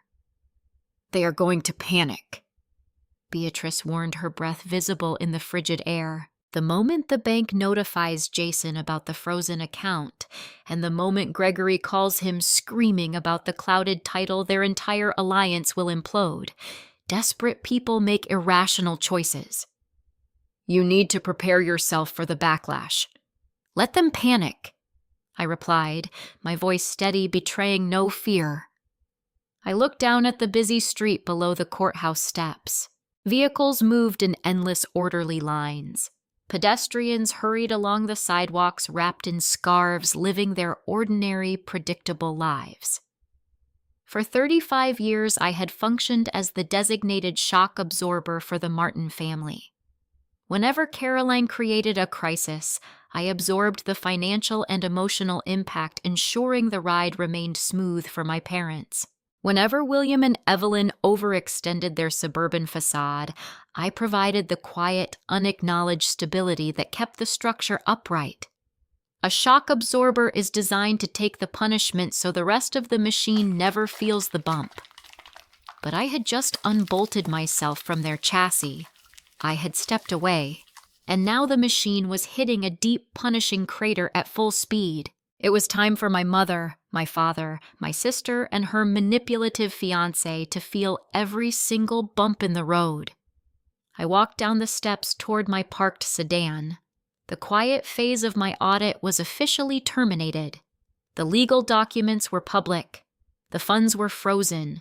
The trap was locked. I knew the ensuing silence would be brief. When arrogant people lose access to their stolen capital, they do not surrender gracefully. They attempt to intimidate the person holding the key. My father had already proven he valued his real estate over his eldest daughter. If he believed his Annapolis home was slipping away because I had frozen the payout, his enabling passivity would rapidly curdle into direct, desperate intimidation. I drove toward my hotel, acutely aware that the battle was about to move from the courtroom directly to my front door. Panic is a corrosive element. It eats through the polished veneer of suburban civility, exposing the raw, desperate machinery beneath. When an individual realizes their carefully constructed financial fortress is collapsing, they do not pause for introspection. They attack the structural anomaly. I was the anomaly. On Friday evening, I sat in my downtown hotel room reviewing the digital confirmation receipts from the county clerk. The lis pendens was active. The temporary restraining order against Apex Holdings was fully implemented across the federal banking network. The silence of my restored smartphone confirmed that Evelyn's smear campaign had reached its natural limit. The extended family had chosen their allegiance, preferring the comfortable lie of my sudden insanity over the terrifying reality of my parents' felony. A sharp, demanding knock broke the quiet of the room. It was not the polite rhythm of room service. It possessed the heavy, entitled cadence of someone who expected immediate compliance. I walked to the door and checked the peephole. William stood in the hallway. He wore his customary navy blazer and pressed khaki trousers, the uniform of a man accustomed to leading neighborhood association meetings. But his posture betrayed his unraveling composure, his shoulders hunched forward, and his jaw locked into a rigid, hostile line. I opened the door, intending to keep the security chain engaged. Before the metal could catch, he shoved his weight against the wood, forcing his way into the room. My father is not a physically imposing man, but the sheer velocity of his entrance forced me to take a step back. The paternal mask he had worn for 35 years was entirely gone. In its place stood a cornered animal desperate to protect its territory. "You are going to drop this injunction, Hannah," he growled. The volume of his voice kept low to avoid alerting the neighboring rooms, but laced with an undeniable simmering rage. He stepped further into the small room, invading my personal space. The scent of his expensive cologne mixed unpleasantly with the sterile hotel air. He loomed over the glass desk where my laptop sat, his presence radiating an intimidating heavy pressure. "You have no idea what you have done," William hissed, pointing a trembling finger toward my computer. The bank contacted Jason this afternoon. His accounts are frozen. Gregory cannot secure the construction loan. The entire transaction is paralyzed. I stood my ground near the center of the room, my arms crossed over my chest. I watched the man who had taught me how to ride a bicycle transform into an active threat. That is the intended function of a restraining order, Dad, I replied, my voice steady, betraying none of the adrenaline surging through my bloodstream. The funds are frozen because they are stolen. The transaction is paralyzed because it was built on a forged deed. William slammed his palm flat against the glass surface of the desk. The impact produced a sharp ringing crack that startled the quiet room. "You are destroying your sister." He spat, his face flushing a deep mottled red. "You are destroying this family over a petty grievance." "A petty grievance." I echoed, the icy detachment returning to my tone. "You authorized the hijacking of my cellular signal. You permitted Evelyn to forge my signature on a durable power of attorney. You liquidated my life savings and sold my primary residence to a corporate shell company managed by Caroline's manipulative fiancé. You did all of this to save your Annapolis real estate from foreclosure." William recoiled slightly, the shock of my detailed knowledge momentarily piercing his anger. He assumed I was merely throwing a tantrum over the apartment.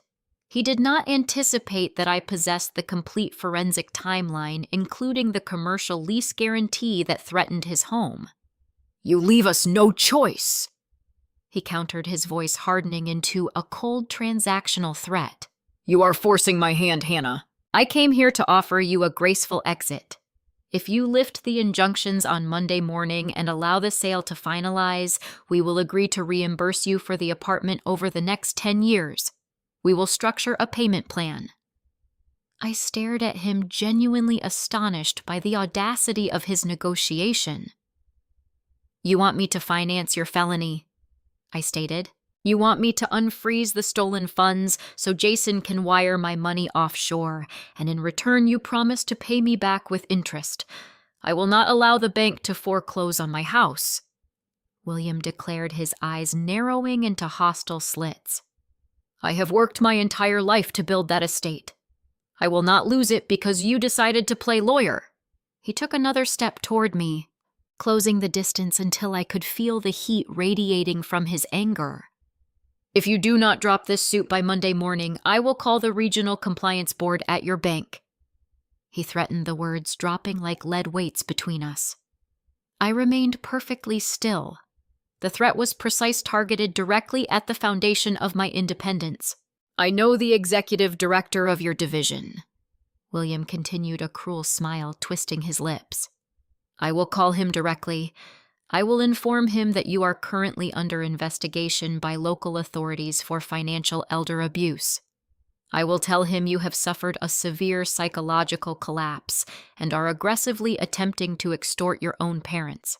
A compliance auditor cannot function with a clouded background check. They will suspend you immediately. I will ruin your career before I let you destroy my daughter." The revelation settled over me with a profound, terrifying clarity. My father was fully prepared to burn my reputation to the ground, annihilate my professional standing, and destroy my livelihood to cover his own bad investments. He was willing to sacrifice me entirely to ensure Caroline faced no consequences for her federal tax evasion and to guarantee he did not lose his manicured lawn. He viewed my career not as an achievement, but as a vulnerability he could exploit.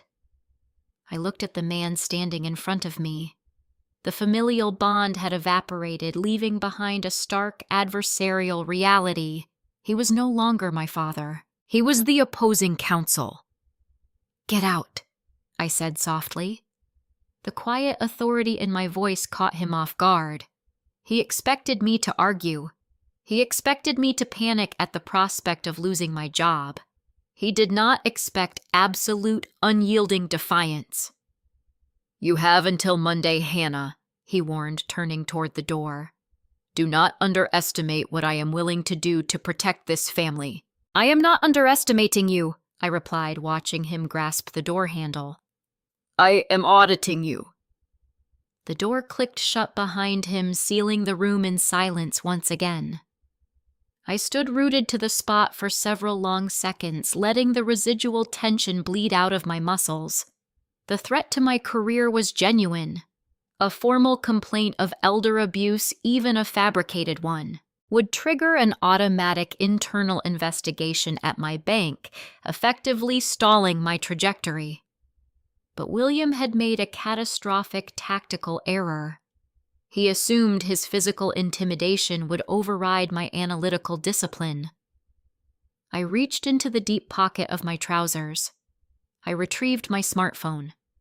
The screen was illuminated, the red recording icon blinking steadily at the top of the display. I had engaged the voice memo application the moment I checked the peephole.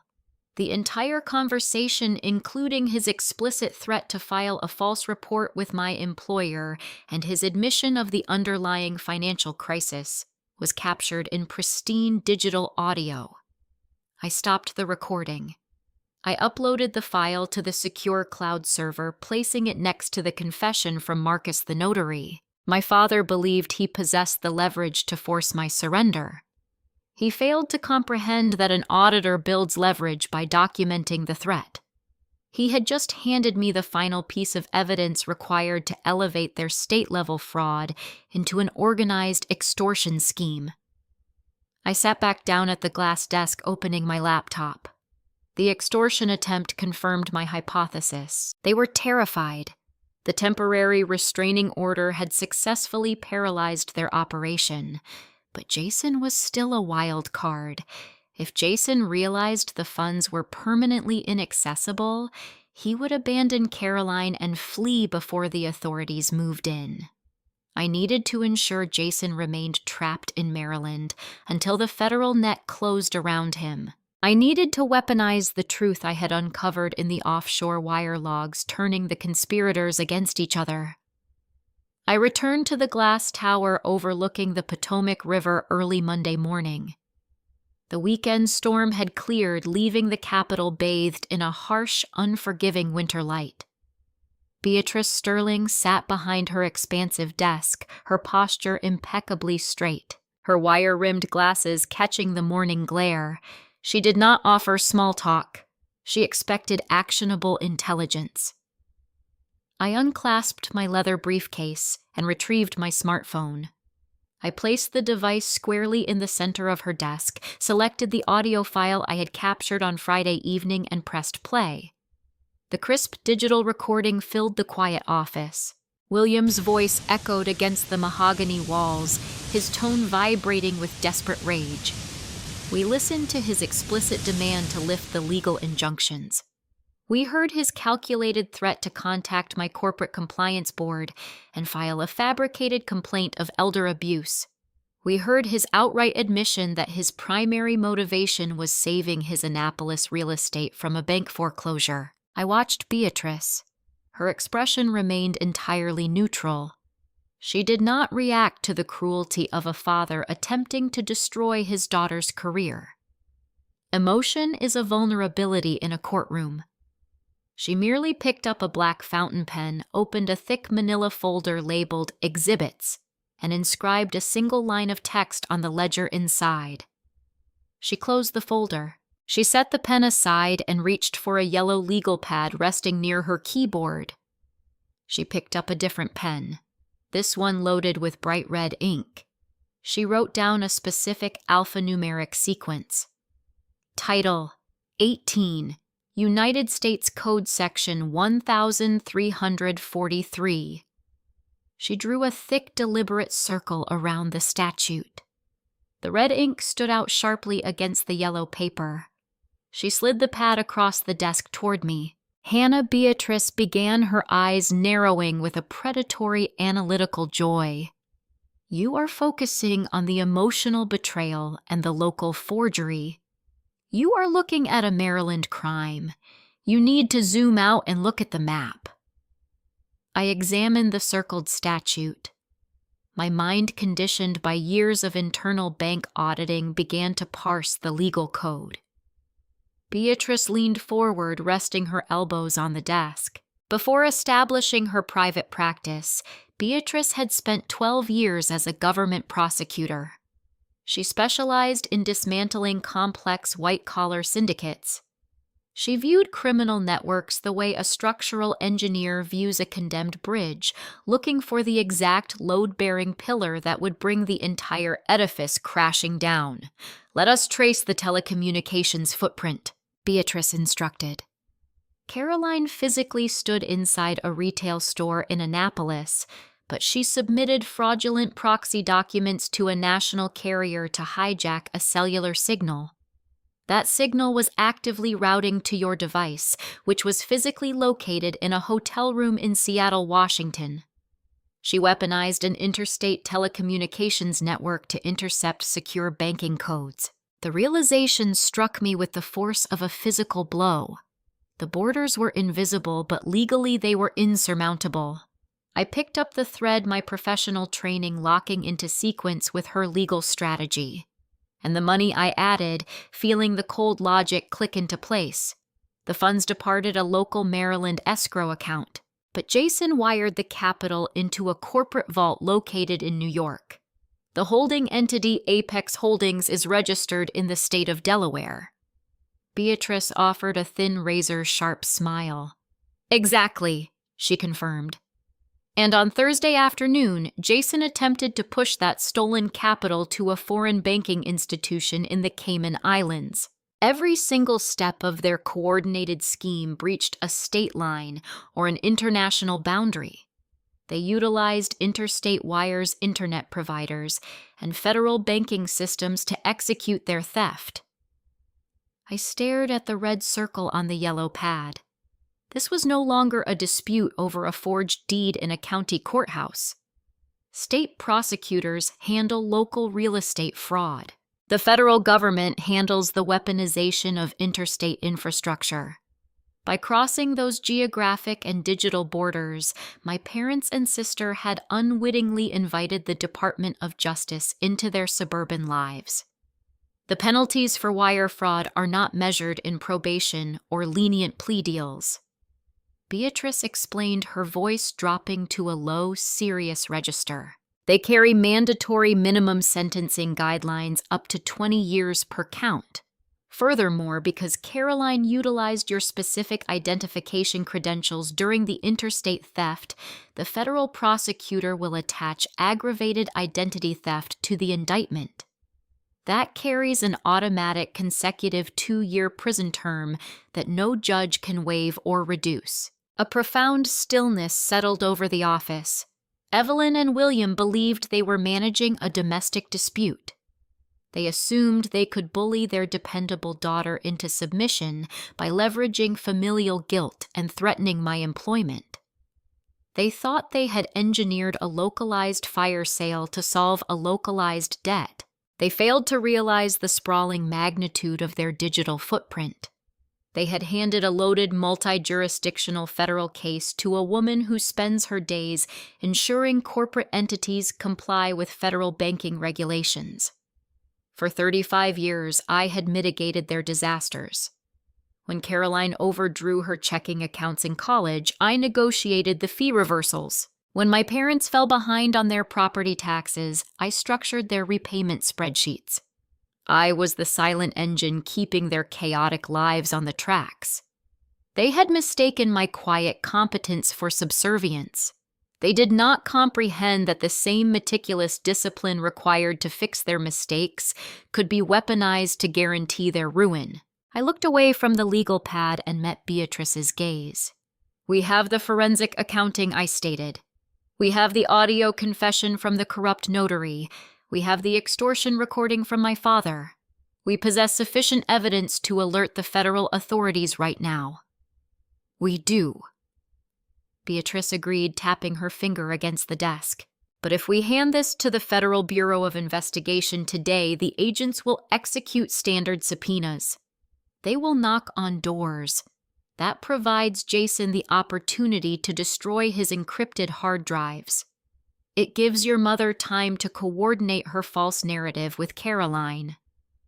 To hand this to the Justice Department on a silver platter, we must deliver a fractured conspiracy. We need to guarantee they cannot align their stories when the federal agents arrive. We need a cooperating witness. I understood the requirement instantly. To collapse a criminal architecture, you must extract a foundational block. We needed someone deeply embedded in the scheme who possessed zero familial loyalty to the Martin family. We needed a participant whose fear of federal prison far outweighed their desire for profit. My mind sifted through the cast of conspirators. Evelyn and William were bound by self-preservation. Caroline was bound by her impending tax evasion charges. Jason was bound by his insatiable greed. That left only one variable: the silent partner. The man currently holding a toxic deed to a Bethesda apartment he could neither renovate nor sell. Gregory Hayes. I said the name tasting like ash on my tongue. Jason used him to purchase the property. Gregory is holding the clouded title. He is bleeding capital every day that apartment sits empty, and he is legally exposed to the fraudulent transfer. Beatrice nodded, her eyes reflecting the cold morning light. Gregory Hayes is a businessman, she noted. He expects a return on his investment. When a businessman realizes his partner has dragged him into a federal wire fraud conspiracy, he does not stand his ground. He cuts his losses. I reached for my leather briefcase. The strategy was set. I did not need Beatrice to draft a subpoena or schedule a formal deposition. I needed to confront Gregory in his own environment. I needed to corner him before Jason could reassure him. I stood up, adjusting the lapels of my trench coat. The federal net was woven. Now I just needed to force the weakest link to jump into it. The fundamental rule of auditing a conspiracy is identifying the vulnerability matrix. Every illicit enterprise, no matter how meticulously constructed, relies on the synchronized silence of its participants. When pressure is applied to the structure, the individual possessing the highest degree of legal exposure, combined with the lowest degree of personal loyalty, will always fracture first. In the complex architecture of this real estate theft, that individual was Gregory Hayes. Gregory was not a member of my bloodline. He did not share my parents' desperate need to protect their suburban status, nor did he share my sister's paralyzing fear of a federal tax indictment. He was a general contractor who renovated distressed properties. He viewed the acquisition of my Bethesda apartment merely as a lucrative business opportunity presented by his trusted broker. His allegiance to Jason was strictly transactional, bound entirely by the promise of a shared $150,000 profit margin. I needed to sever that bond before Jason could reinforce it.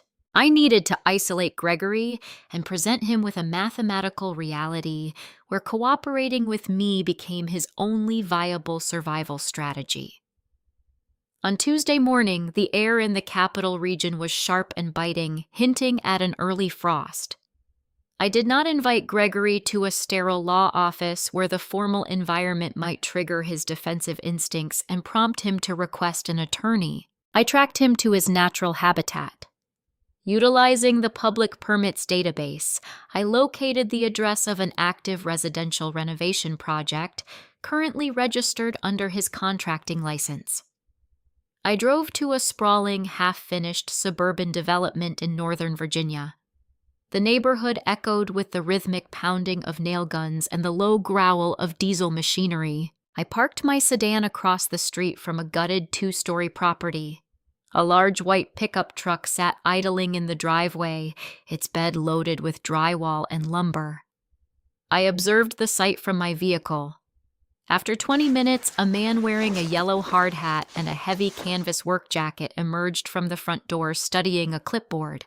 I recognized him immediately from the promotional photographs I had reviewed in Beatrice's office. It was Gregory Hayes. I exited my car holding a thick manila folder securely under my arm. I crossed the street, navigating the uneven terrain of the torn-up lawn, and approached his truck. The scent of fresh sawdust and wet earth hung heavily in the cold air. Gregory did not notice me until I was standing directly beside the driver's side door. He looked up, his expression shifting from focused irritation to mild confusion. "Excuse me, lady. This is an active site." He stated, his voice rough and impatient. "You need to be wearing a helmet to stand here." "My name is Hannah Martin," I replied, my tone carrying the clinical detachment of a bank examiner presenting a failed audit. "I am the legal owner of the apartment located in Bethesda.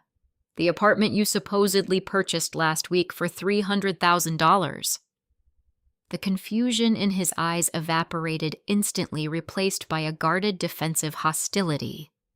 His posture stiffened, the muscles in his jaw tightened. He glanced around the site, ensuring none of his crew members were within earshot.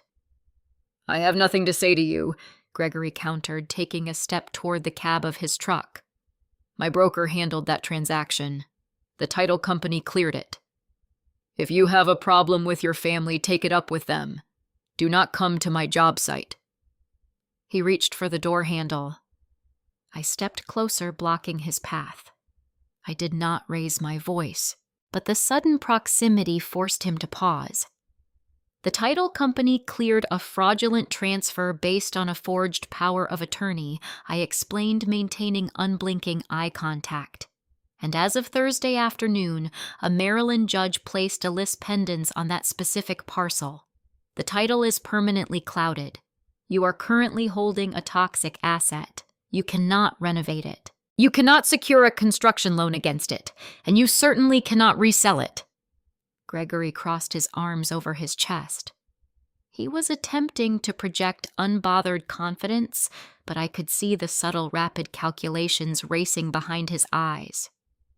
"Jason assured me the legal hold is just a temporary tactic," Gregory said, his voice lowering into a defensive growl. He said, "You are having a breakdown and throwing a tantrum." He said his lawyers are getting the injunction lifted by Friday. "Jason is lying to you," I stated plainly. "I am not throwing a tantrum. I am conducting an audit." I placed the thick manila folder onto the flat expanse of his truck hood. The metal surface was cold to the touch. I opened the flap and began dealing the documents onto the white paint, like a blackjack dealer revealing a winning hand. I laid down the copy of the forged durable power of attorney. I laid down the thermal printout of my Delta Airlines boarding pass, demonstrating my physical location over South Dakota at the exact hour the document was purportedly notarized. I laid down the sworn audio-transcribed confession from Marcus, the notary explicitly detailing how Jason had paid him $2,000 to stamp the fraudulent paperwork blind. Gregory stared at the documents arrayed across his hood. The color slowly began to drain from his face, his confident facade fractured, revealing the stark terror of a businessman realizing he has stepped onto a landmine. "You did not just participate in a questionable family dispute," Gregory I continued, my voice calm but relentless. "By executing that transfer, you became an accessory to aggravated identity theft and property fraud. But the situation is substantially worse than a state-level forgery charge."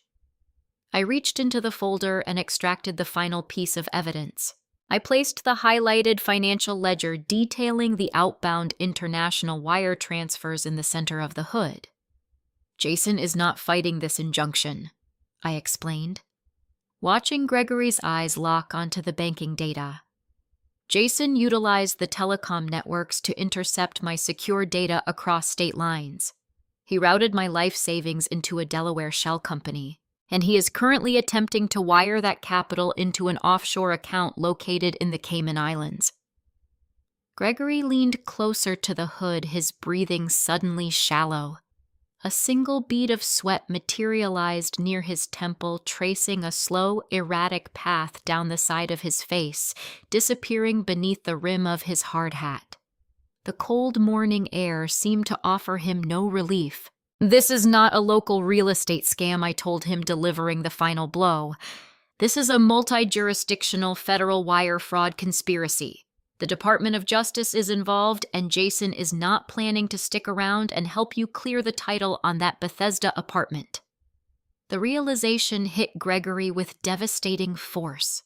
He understood the architecture of the double cross immediately. Jason had orchestrated the entire theft, utilized Gregory's contracting license to execute the physical transfer, and was now preparing to flee the country with my liquid cash. Jason was leaving Gregory holding a toxic deed exposed to a massive civil lawsuit and positioned perfectly to absorb the brunt of a federal indictment. "He played me," Gregory whispered, his voice trembling with a potent mixture of fear and dawning rage. "That son of a bitch set me up to take the fall for the physical property while he washes the cash offshore." I did not offer him sympathy. I offered him a transaction. "The federal authorities will execute the warrant soon," I stated, pulling a pristine, unlined legal pad and a pen from my briefcase. "When they analyze the closing documents, they will view you as a co-conspirator. They will assume you knowingly participated in the fire sale to exploit my fabricated medical crisis. You are facing 20 years in a federal penitentiary." Gregory looked up from the documents, his eyes wide, and panicked. "I did not know the paperwork was forged," he pleaded, his hands rising defensively. "I swear to you." Jason handled the legal side. He brought me the deal. He said the family needed quick cash. I just signed the buyer agreement. "Then you need to prove your ignorance," I replied, holding out the pen. "You need to be the first person to formally cooperate. I need a sworn affidavit detailing exactly how Jason orchestrated the undermarket sale, how he managed the corrupt title company, and how he assured you the forged documents were legitimate. If you sign this statement right now, my attorney will present it to the federal prosecutor as evidence of your cooperation. You become a witness instead of a target." Gregory stared at the pen in my outstretched hand. The rhythmic pounding of the nail guns continued in the background, a stark contrast to the absolute stillness between us. He weighed the value of his loyalty to Jason against the terrifying reality of the Cayman Islands' routing numbers. He reached out and took the pen. He leaned over the hood of his truck, the cold metal pressing against his heavy canvas jacket. He began to write, his handwriting hurried and frantic. He detailed the timeline. He confirmed Jason's insistence on using Chesapeake title and escrow to bypass standard fraud protocols. He documented Jason's promise of a fast, lucrative flip. It took him less than 10 minutes to surrender his partner. When he finished, he signed his name at the bottom of the page, the ink pressing deeply into the paper. He handed the pad back to me. His hand was shaking visibly. I reviewed the affidavit, ensuring every critical element was captured clearly. The statement was pristine. It severed Jason's ability to claim ignorance, and it provided the definitive link between the physical real estate theft and the federal wire fraud scheme. I secured the legal pad and the supporting documents back inside my manila folder. The last pillar holding up my family's elaborate lie had just snapped. The foundation was utterly destroyed. I turned away from the truck and walked back toward my sedan, leaving Gregory standing alone in the cold, staring at the empty space on his hood. I did not look back. I possessed the evidence required to secure the federal indictments, but a final strategic maneuver remained. Before the authorities arrived with handcuffs, I needed to ensure the architects of my destruction experienced the exact same terror they had inflicted upon me. I needed to turn the thieves against each other. I drove back to my Washington hotel room, the signed affidavit resting safely on the passenger seat. Gregory Hayes had provided the ultimate key. His sworn testimony established an unbroken chain of evidence connecting Jason's real estate maneuver to the overarching federal wire fraud conspiracy. Beatrice Sterling would formally submit the dossier to the United States Attorney's Office before the close of business. The legal machinery was now fully engaged, and the resulting federal raid was no longer a possibility. It was a scheduled event. However, a critical variable remained unresolved within the conspiratorial network. The authorities would execute their warrants swiftly, but organized criminals rarely surrender without attempting to synchronize their defense. Jason, Caroline, and my parents would undoubtedly attempt to coordinate a unified narrative the moment federal agents appeared on their doorsteps. They would close ranks, deploying William's seasoned negotiation tactics and Evelyn's formidable talent for suburban fabrication. To ensure a flawless prosecution, I needed to preemptively shatter their alliance. I needed to ensure that when the investigators separated them into interrogation rooms, they were not united by family loyalty, but consumed by mutual venomous paranoia. I sat down at the glass desk and opened my laptop. I created a new encrypted digital dossier.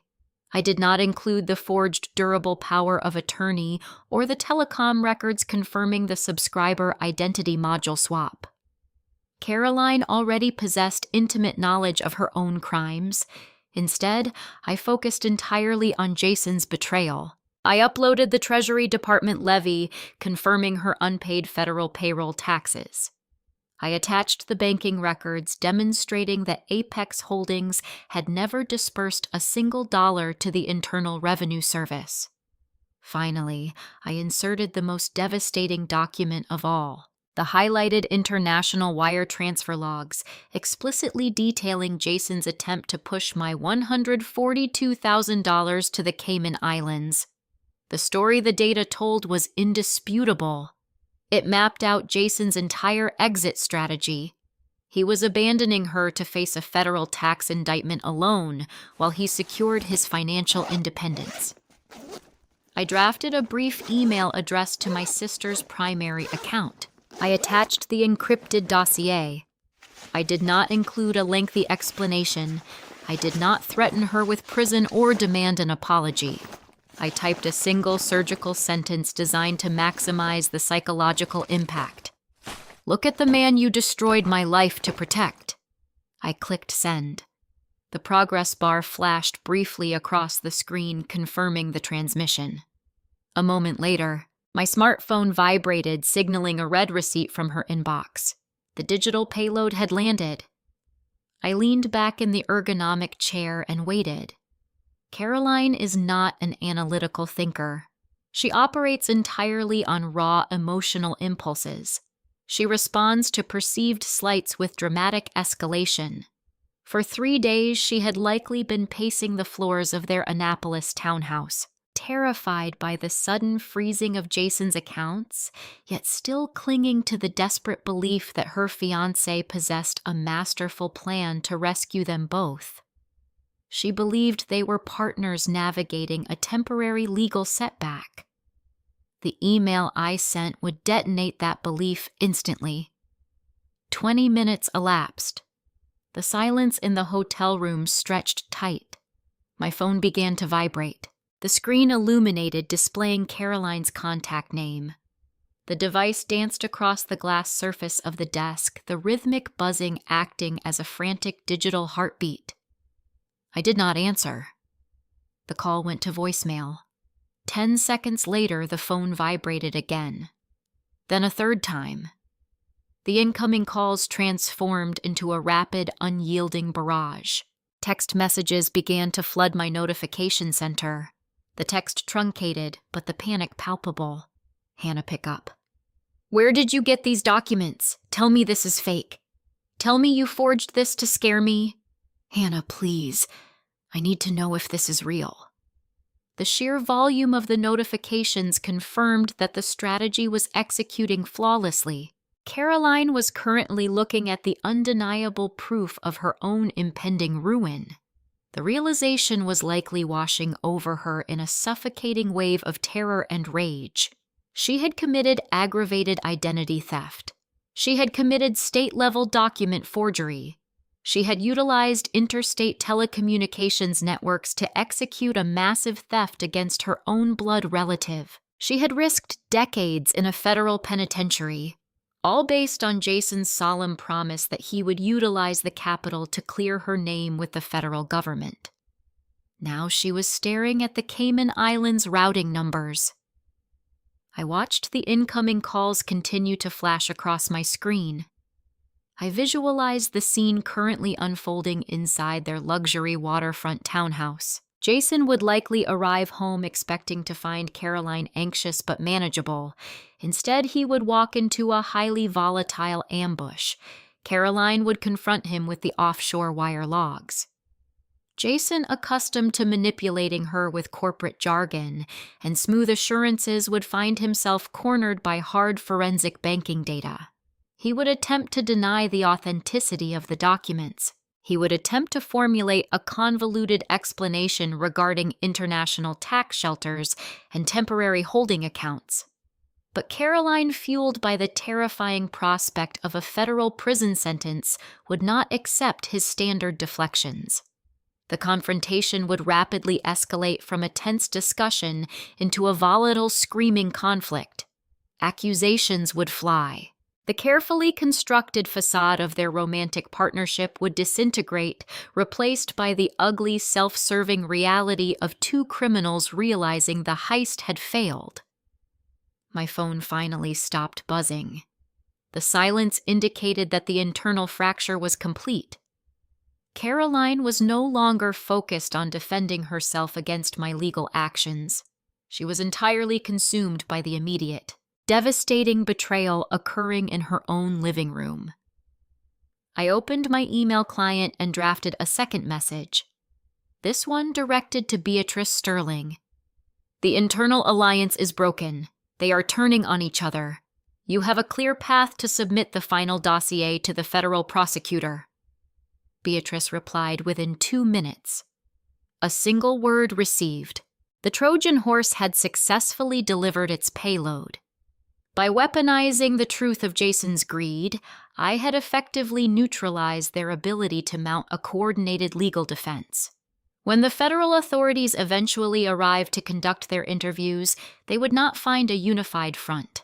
They would find a fractured syndicate with each member desperate to secure a plea deal by sacrificing the others. I stood up and walked to the hotel window. The afternoon sun cast long, dark shadows across the Capitol architecture. The auditing phase of my operation was officially complete. The evidence was secured. The trap was locked. The conspirators were isolated and turning on one another. The only remaining action was to observe the final execution of the schedule. I did not know the exact hour the federal strike team would mobilize. The Justice Department moves according to its own precise rhythm dictated by grand jury schedules and judicial authorizations. But I knew the warrants were inevitable. I had spent my entire adult life providing quiet stability for a family that viewed my competence as a resource to be exploited. I had allowed them to build their chaotic lives on the foundation of my reliability. I had finally removed that foundation. I watched the steady flow of traffic on the avenue below, feeling a profound, unfamiliar sense of absolute peace. I was no longer the dependable daughter. I was the architect of their ruin, and I was ready to watch the structure fall. Justice is not an emotion. It is a highly choreographed schedule. When the federal government decides to dismantle a conspiracy, they do not arrive with sirens blaring in the middle of the afternoon. They arrive in the quiet, disorienting hours of early morning. They arrive when the targets are asleep, unprepared, and incapable of coordinating a defense. On Tuesday morning at precisely 6:15, the schedule was executed. I was not physically present in Annapolis when the strike teams mobilized. A compliance auditor does not stand on the lawn to watch the arrests. I remained in my hotel room drinking black coffee, waiting for Beatrice Sterling to receive the official confirmation, but the tactical deployment was documented in meticulous detail within the subsequent police reports, and the resulting neighborhood gossip painted an extraordinarily vivid picture. The operation was divided into 2 synchronized strikes to prevent any communication between the targets. At my parents' pristine colonial estate, 2 unmarked sedans and 1 marked county cruiser pulled silently up to the curb. The early morning mist still clung to the flawless diagonal stripes of William's manicured lawn. 4 armed state investigators accompanied by a local deputy approached the front door. They did not knock politely. They pounded on the heavy wood with a commanding, authoritative rhythm. Evelyn opened the door wearing her expensive silk bathrobe. She expected the newspaper delivery. She was greeted by a warrant. The investigators pushed past her, securing the premises. William was intercepted in the kitchen, still wearing his pajamas, holding a coffee mug. The investigators informed them they were being taken into custody. The charges were staggering: felony conspiracy to commit wire fraud, aggravated identity theft, and thanks to the audio recording I had captured in my hotel room, felony extortion. Evelyn attempted to deploy her formidable suburban charm. She tried to explain that this was simply a tragic misunderstanding, a private family matter involving a troubled daughter. She likely believed she could manage the investigators the way she managed her garden club. The lead investigator ignored her narrative. He instructed the deputy to apply the restraints. William and Evelyn Martin were handcuffed in their own foyer. They were marched out the front door down the brick path they had polished every weekend for 20 years. The flashing red and blue lights of the cruiser reflected violently against the living room windows. The neighbors, drawn by the commotion, stood on their porches in their bathrobes, watching the pillars of the community being loaded into the back of a police vehicle. The social armor Evelyn had spent her entire adult life constructing was utterly annihilated in less than 10 minutes. Simultaneously, a joint task force consisting of the Federal Bureau of Investigation and state police executed the primary warrant at the luxury waterfront townhouse. The tactical entry at Caroline's residence was significantly more aggressive. The federal agents breached the front door. The interior of the townhouse was already a disaster zone. The email I had sent to Caroline the previous afternoon had detonated with catastrophic results. The agents found smashed glassware, overturned furniture, and the lingering tension of a violent domestic dispute. My sister and her fiancé had spent the night tearing each other apart over the Cayman Islands routing numbers. The agents located Jason in the primary bedroom. He was fully dressed, frantically attempting to stuff a thick stack of documents and a considerable amount of cash into a leather duffel bag. He was preparing to abandon Caroline and flee before the banks opened. His arrogant, polished demeanor had vanished, replaced by the sheer terror of a trapped animal. The federal agents ordered him to the floor. They secured his wrists behind his back. The charge sheet presented to him was devastating: federal wire fraud, bank fraud, money laundering, conspiracy to commit aggravated identity theft. The potential prison sentence exceeded 30 years. They brought Jason out first. He did not look at Caroline. He kept his head down, clutching the shattered remnants of his financial independence, his expensive diving watch catching the harsh glare of the emergency lights. Caroline was brought out next. According to the arrest report, my sister was completely hysterical. She was sobbing uncontrollably, her designer clothing wrinkled and disheveled. The reality of the federal tax lien combined with Jason's attempted betrayal and the crushing weight of the federal indictments had broken her entirely. She was no longer the golden child. She was a federal suspect facing mandatory minimum sentencing. She was guided down the steps of the townhouse, the heavy steel handcuffs biting into her wrists. The neighbors, the very people Caroline had spent years trying to impress with her fabricated lifestyle brand, watched in stunned silence. 3 members of my family marched out onto their respective lawns in handcuffs, their entire conspiracy laid bare for the world to witness. They had assumed they could steal my life because I was reliable. They calculated that a boring compliance auditor would absorb the financial devastation to avoid a public conflict. They believed the dependable daughter was a safe target. They forgot that boring people understand the fundamental mechanics of the law. And the law does not care about your mother's tears. The law does not care about your sister's boutique inventory. The law only recognizes the meticulous, undeniable paper trail of your crimes. At 8:30 that morning, Beatrice called my cellular phone.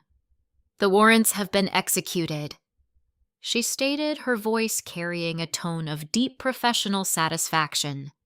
"Jason, Caroline, Evelyn, and William are currently in custody.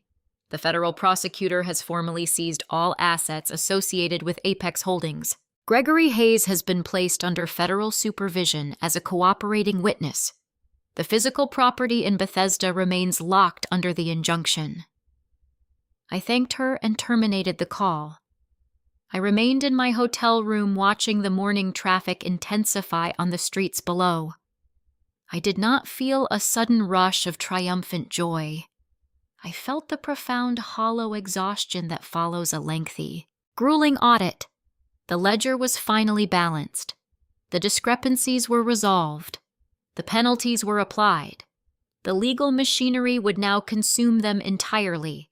They would face arraignments, bail hearings, and the grueling multi-year process of federal prosecution. Evelyn and William would likely lose their pristine Annapolis home to cover their mounting legal defense fees. Caroline would trade her silk blouses for a standard-issue uniform. Jason would disappear into the federal penitentiary system, his offshore dreams permanently erased. The immediate threat was neutralized. The conspirators were caged. However, a final necessary action remained. The extended family, the aunts, uncles, and cousins who had so eagerly consumed Evelyn's fabricated narrative regarding my mental health were currently waking up to the local news reports of the arrests. The smear campaign was collapsing in real time.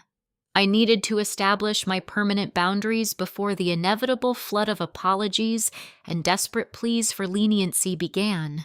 I needed to finalize the revision of my family tree. It required precisely 42 days for the federal and state judicial systems to untangle the fraudulent transfer of my Bethesda apartment. Because Gregory Hayes had provided a comprehensive sworn affidavit explicitly detailing the mechanics of the forgery, the civil judge did not demand a lengthy trial. The court issued an expedited ruling formally voiding the warranty deed and permanently striking it from the county registry. The title was scrubbed clean and reverted entirely to my name. The recovery of my liquid capital was a slower, more bureaucratic process. The Federal Bureau of Investigation had successfully intercepted the international wire transfers before Jason could fully conceal the stolen funds within the Cayman Islands banking architecture. However, federal asset forfeiture procedures are notoriously methodical. My $142,000 was subjected to a rigorous forensic analysis before it was finally released from the frozen Delaware shell company and safely deposited back into my primary high-yield savings account. During those 6 weeks, my life remained remarkably quiet. I returned to my position as a regional compliance auditor. My employer, oblivious to William's extortion attempt, commended my recent performance in Seattle and offered me a significant promotion. I accepted it. The silence from my family was profound, but it was not absolute. Once the initial shock of the federal indictment settled, the frantic attempts at reconciliation began. Aunt Sarah and Cousin David left hesitant voicemails apologizing profusely for believing Evelyn's fabricated narrative regarding my mental health. They claimed they had been manipulated and simply wanted to support me during this difficult time. I deleted their messages without listening to the end. Letters arrived from the county detention center. Evelyn wrote page after page on cheap lined paper pleading for my forgiveness. She insisted she had never intended to harm me, that she had simply been overwhelmed by the threat of losing her beloved Annapolis home. She begged me to contact the federal prosecutor and request leniency, claiming that a prison sentence would destroy her fragile health. William sent a shorter, more pragmatic letter, asking me to consider the long-term damage to the family legacy. He suggested we could still structure a private settlement if I agreed to drop my civil claims. I did not open the letters. I recognized the handwriting on the envelopes and immediately forwarded them directly to Beatrice Sterling, instructing her to add them to the expanding harassment file. I had spent my entire life functioning as the load-bearing wall for their chaotic, entitled existence. I had absorbed their failures, mitigated their financial disasters, and provided the quiet stability they required to maintain their suburban illusions. I had finally unbolted myself from their foundation. I felt no obligation to return to a structure that had been deliberately designed to crush me. The ceiling had collapsed exactly where it was meant to fall, and I was safely standing outside the blast radius. On a Thursday afternoon in late November, I drove my sedan back to Bethesda. The air was crisp, carrying the sharp scent of impending snow. The trees lining the avenue had shed their autumn colors, their bare branches stark against the pale winter sky. I parked my vehicle in my designated space within the secure garage beneath my building. I walked to the elevator, my footsteps echoing against the concrete walls. I rode the car to the third floor, listening to the familiar mechanical hum of the cables. I stepped out into the hallway. The air smelled faintly of floor wax, exactly as I remembered it. I walked down the corridor and stopped in front of door number 312. The shiny black digital lock that Jason had installed was gone.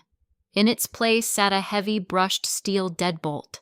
It was a high-security commercial-grade cylinder, the kind typically utilized for bank vaults and corporate server rooms. This time, I was the one who had hired the locksmith.